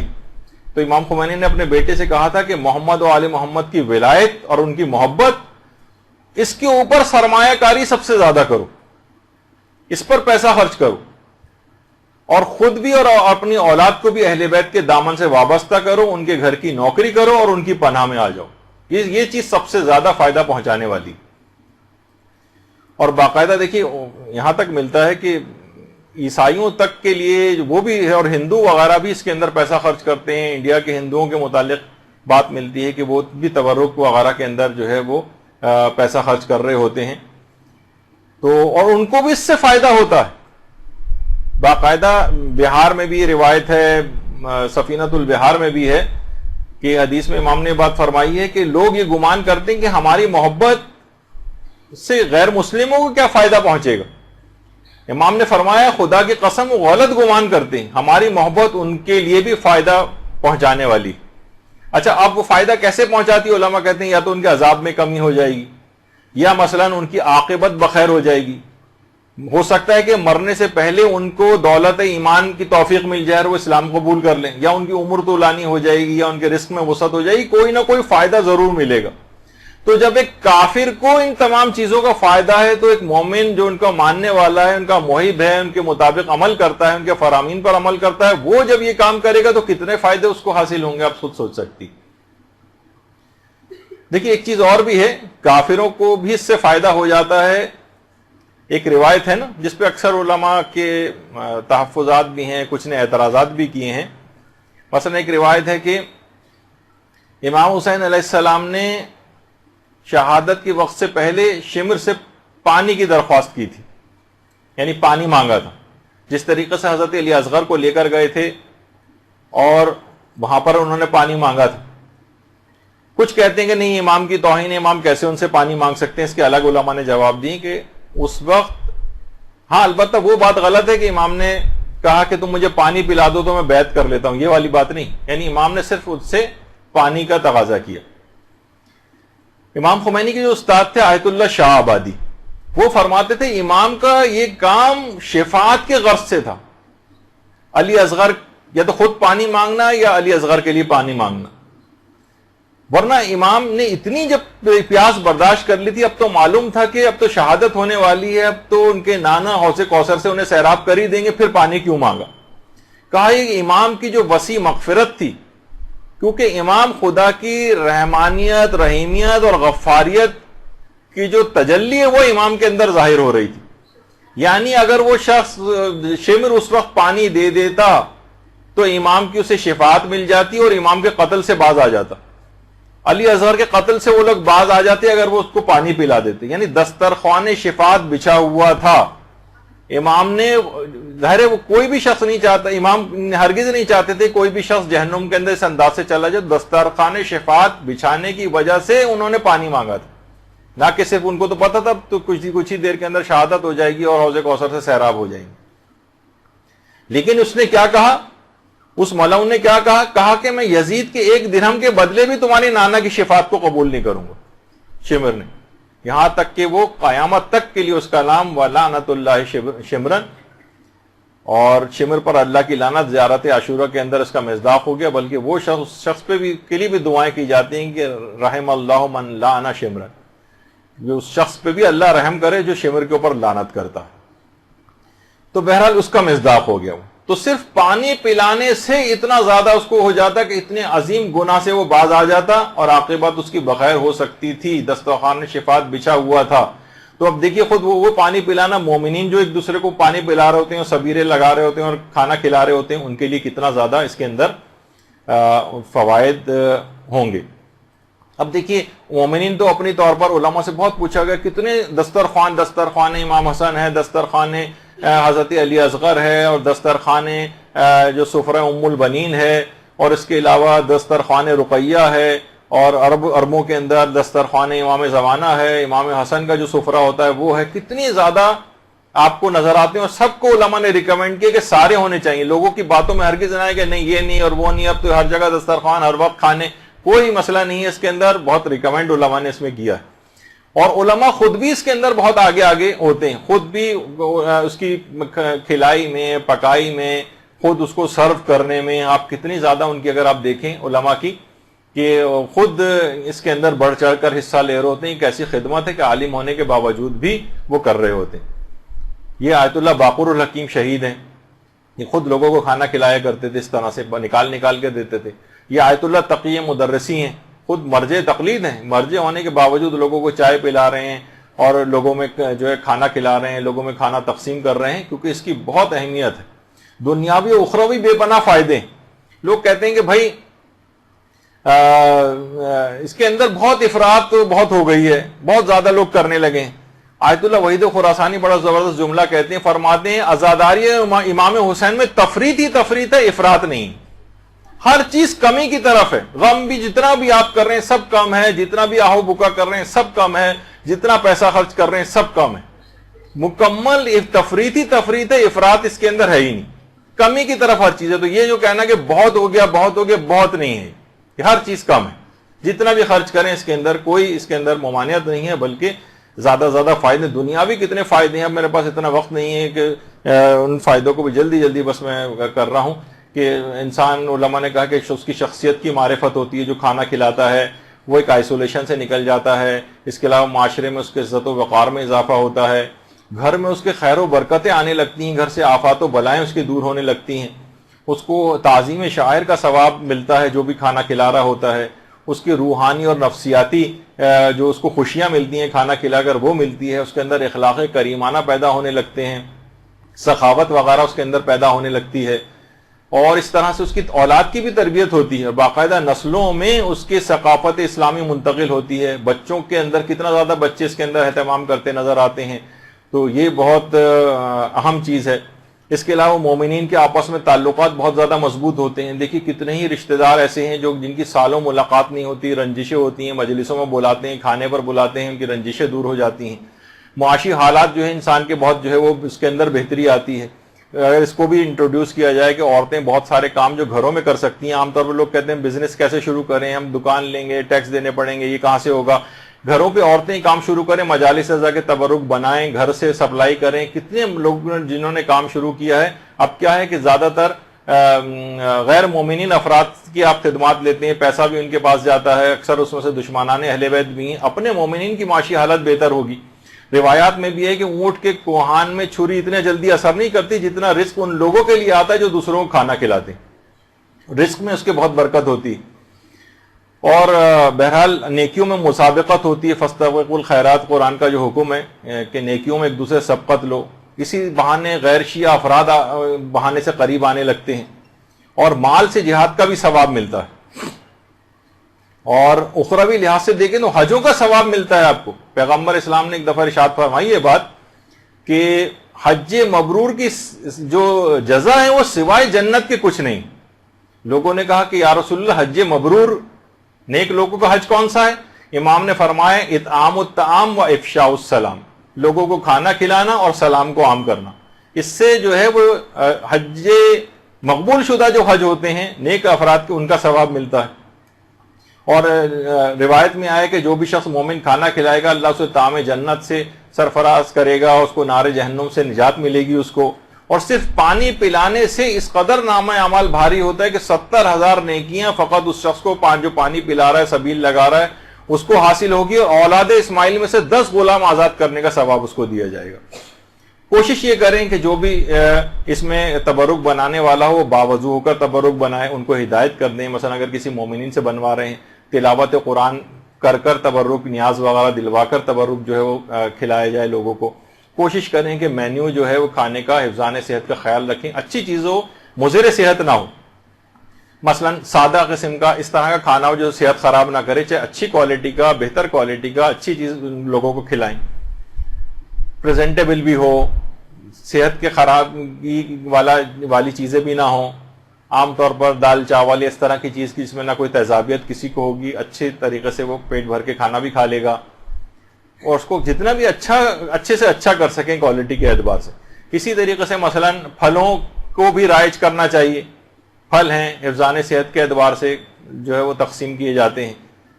تو آپ نے دیکھا کہ روایات کے اندر بھی یہ بات آئی ہے کہ پھلوں کے جناب لوگوں کو سیب کے فوائد پتہ ہوتے تو اس کے علاوہ کسی اور چیز کا علاج اپنے بیماروں کا اس کے علاوہ کسی چیز سے نہ کرتے. تو پھلوں کو رائج کرنا چاہیے. کوئی ایسا پیکٹ بنا لیں جس میں 2-3 اچھے پھل ہوں تو یہ اچھا تبرک شمار ہو جائے گا. اسی طریقے سے مثلا جو ہے وہ اگر کسی کی حیثیت ہو تو کچھ ڈرائی فروٹس کے پیکٹ وغیرہ بہت سی جگہوں پہ تقسیم ہو سکتے ہیں. صحت کے اعتبار سے کتنا اچھا ہے کہ اگر آپ یہ تقسیم کریں، مومنین کے جسموں میں جائیں، ان کو فائدہ پہنچائیں بنسبت ان چکنے اور مضر صحت کھانوں کے. تو کوشش کریں کہ پیٹ بھر کر لوگوں کو کھانا کھلائیں. اور اس کے اندر ایک اور خصوصیت یہ بھی ہے کہ دیکھیے اس میں امیر اور غریب بھی ایسے ہی پارٹیسپیٹ کرتا ہے اس کے اندر، اپنے پیٹ کو کاٹتا ہے. چاہے اس کو صرف 40 پہ لوگ دیکھتے ہیں انتہائی غریب لوگ ہیں لیکن پھر بھی وہ وہاں جا کر خدمت کر رہے ہوتے ہیں. اور تبرک میں دیکھیے شفا یابی کی بھی ایک صفت ہوتی اور باقاعدہ آیت اللہ سعید الحکیم سے بھی یہ چیز پوچھی گئی ہے. تو مریضوں کے لیے باقاعدہ اسپتال کے مریض ہوتے ہیں، ان کے لیے لوگ باقاعدہ تبرک لے جا کر تاکہ وہ شفا یاب ہو جائے. اور یہی چیز جیسے بھی میں ذکر کر رہا تھا کہ آیت اللہ سعید الحکیم سے بھی پوچھی گئی کہ ہم شفا یابی کے لیے تبرک جو مجلس اعضاء کا ہے اس کو لے جا کر مریضوں کو کھلا سکتے ہیں. تو انہوں نے کہا بالکل، ان کی شفا یابی کی نیت سے تبرک لے جانا اور ان کو اگر صحت اجازت دے تو وہ کھا سکتے ہیں اس کو. ایک واقعہ ہے جو حضرت زہیر ابن قین کا، بس اس کو جلد سے جلد مکمل کرتے ہیں بس آخری 2 منٹ میں. یہ اکثر یہ والا واقعہ بہت جگہ پڑھا جا چکا ہے لیکن اب کیونکہ پوری تبرکی کی گفتگو ہو رہی ہے تو یہ واقعہ باقاعدہ سوانح زہیر ابن قین جو آغا مہدی لکھنوی نے جو کتاب لکھی ہے اس کے اندر یہ واقعہ ہے کہ مدرسۃ الواعظین لکھنؤ کے پرنسپل مولانا دل اختر صاحب یہ بات بیان کرتے ہیں کہ زمانے طالب علمی میں جب ایک دفعہ تبرک پہ بات نکلی تو شمس العلماء سید سبط حسن نے اپنے شاگردوں سے یہ بات کہی کہ جو شخص کسی مریض کی صحت یابی کے لیے روزہ رکھے اور افطار کے بعد یہ دعا کر کے بستر پہ آئے کہ اے زہیر ابن قین طبیب لشکر حسینی میرے مریض کے لیے دوا تجویز کر دیجئے، تو خواب میں ایک بزرگ اس بیماری کا نسخہ لکھوا دیں گے. ایک مریض کی بہن نے بھائی کی صحت یابی کے لیے روزہ رکھ کر حسب ہدایت دعا کی تو خواب میں دیکھا کہ لوگ ایک شخص کو گھیرے ہوئے ہیں اور وہ مریضوں کو کچھ نسخے لکھوا رہے ہیں. بہن نے بھائی کے مرض کی دوا چاہی تو جواب ملا کہ تو خود دوا نہیں لیتا ہے.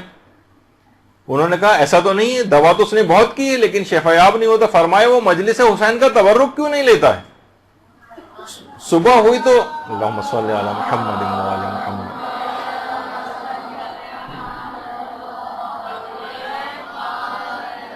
صبح ہوئی تو خاتون نے واقعہ بھائی کو بیان کیا. بھائی نے تسلیم کیا کہ بے شک بعض اوقات میں رش کی وجہ سے مجلس سے نکلتے وقت تبرک نہیں لیتا تھا مگر اب ایسا نہیں ہوگا. اس کے بعد جو بھی پہلی مجلس اس میں شریک ہو کر اسی مجمع سے زحمت اٹھا کر اسے تبرک حاصل کیا، اسے تناول کیا تو اس کا مرض بالکل جاتا رہا. اللہم صلی علی محمد.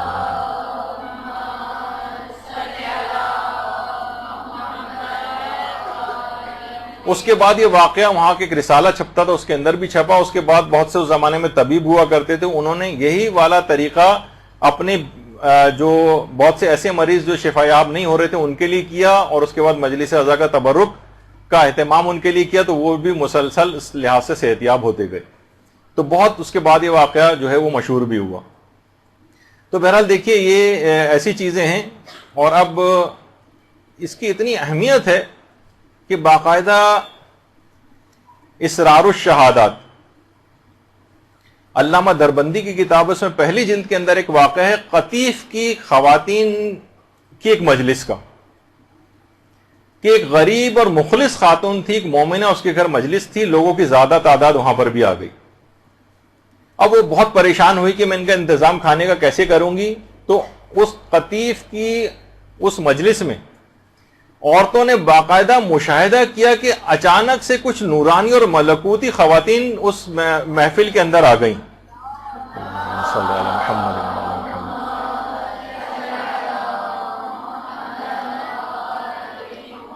ان خواتین ملکوتی نے لباس سیاہ پہنا ہوا تھا. بہت سی عورتیں مجلس عزا کے اندر جو شریک تھیں وہ ان کی نورانیت اور ملکوتیت کو برداشت نہیں کر سکیں اور غش کھا گئیں. کچھ ان خواتین نے مجلس عزا میں تبرک تقسیم کرنا شروع کیا اور خواتین کو کھانا کھلانا شروع کیا. چند خواتین نے ہمت کر کے ان سے پوچھا، ان نورانی خواتین سے، کہ آپ کون ہیں؟ ہم نے اس سے پہلے کبھی آپ کو دیکھا نہیں. تو ایک نورانی شخصیت نے، ایک خاتون نے اس میں سے کہا کہ میں کلثوم دختر امیر المومنین علیہ السلام.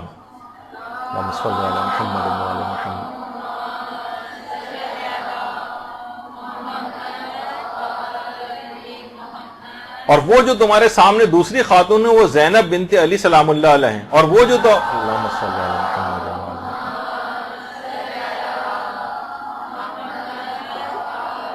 اور وہ جو تیسری خاتون تمہارے سامنے وہ خدیجہ طاہرہ ہیں.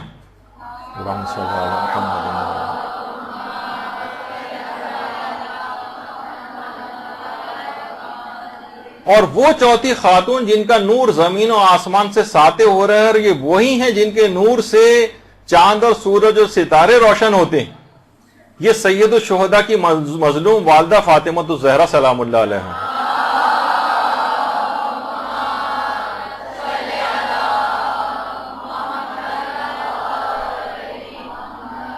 ہم اس مجلس میں اس وجہ سے آئے ہیں تاکہ ہم تمہیں اس سے شرمندگی سے بچائیں اور تبرک ہم خود تقسیم کریں. باقاعدہ اسرار الشہاد اکثیر العبادات فی اسرار الشہادات میں علامہ دربندی نے اس کی پہلی جلد کے اندر اس واقعے کو لکھا.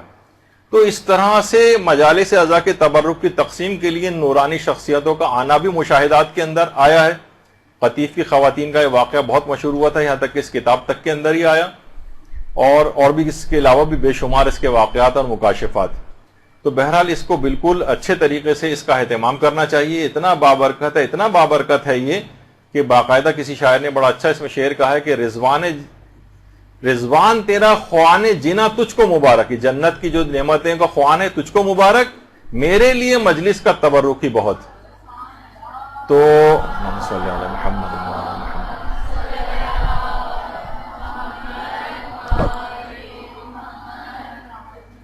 تو یہاں پر ہم اپنی گفتگو اختتام کرتے ہیں. اس میں جتنے بھی فقہی احکام تھے، جتنے اخلاقی باتیں تھیں، جتنی صحت کے اعتبار سے چیزیں تھیں، جتنے اعتراضات اس سلسلے میں تھے، آپ نے مشاہدہ کیے کہ تاکہ آپ کے سامنے سب دلائل آ جائیں. اور کبھی کوئی اس سلسلے میں کسی بھی قسم کی کمی کا کوئی نعرہ لگائے، اس کا کوئی متبادل آپ کے سامنے پیش کرے، تو آپ تمام دلائل کے ساتھ اس کو جواب دیں کہ علماء اور مراجع اور مجتہدین نے اسی کی تاکید کی ہے.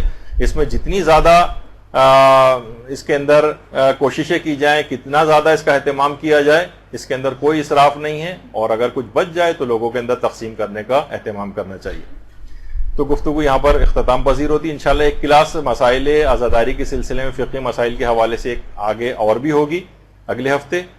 اور انشاءاللہ مزید کچھ نئے جو احکام ہیں عزاداری کے، کچھ فقہی جو اس سے پہلے ہم نے بیان نہیں کی، وہ انشاءاللہ اس کے اندر بیان ہوں گے. وصلی اللہ علی محمد وآلہ الطیبین الطاہرین. برحمتك يا أرحم الراحمين وصلى الله على محمد وآله الطاهرين.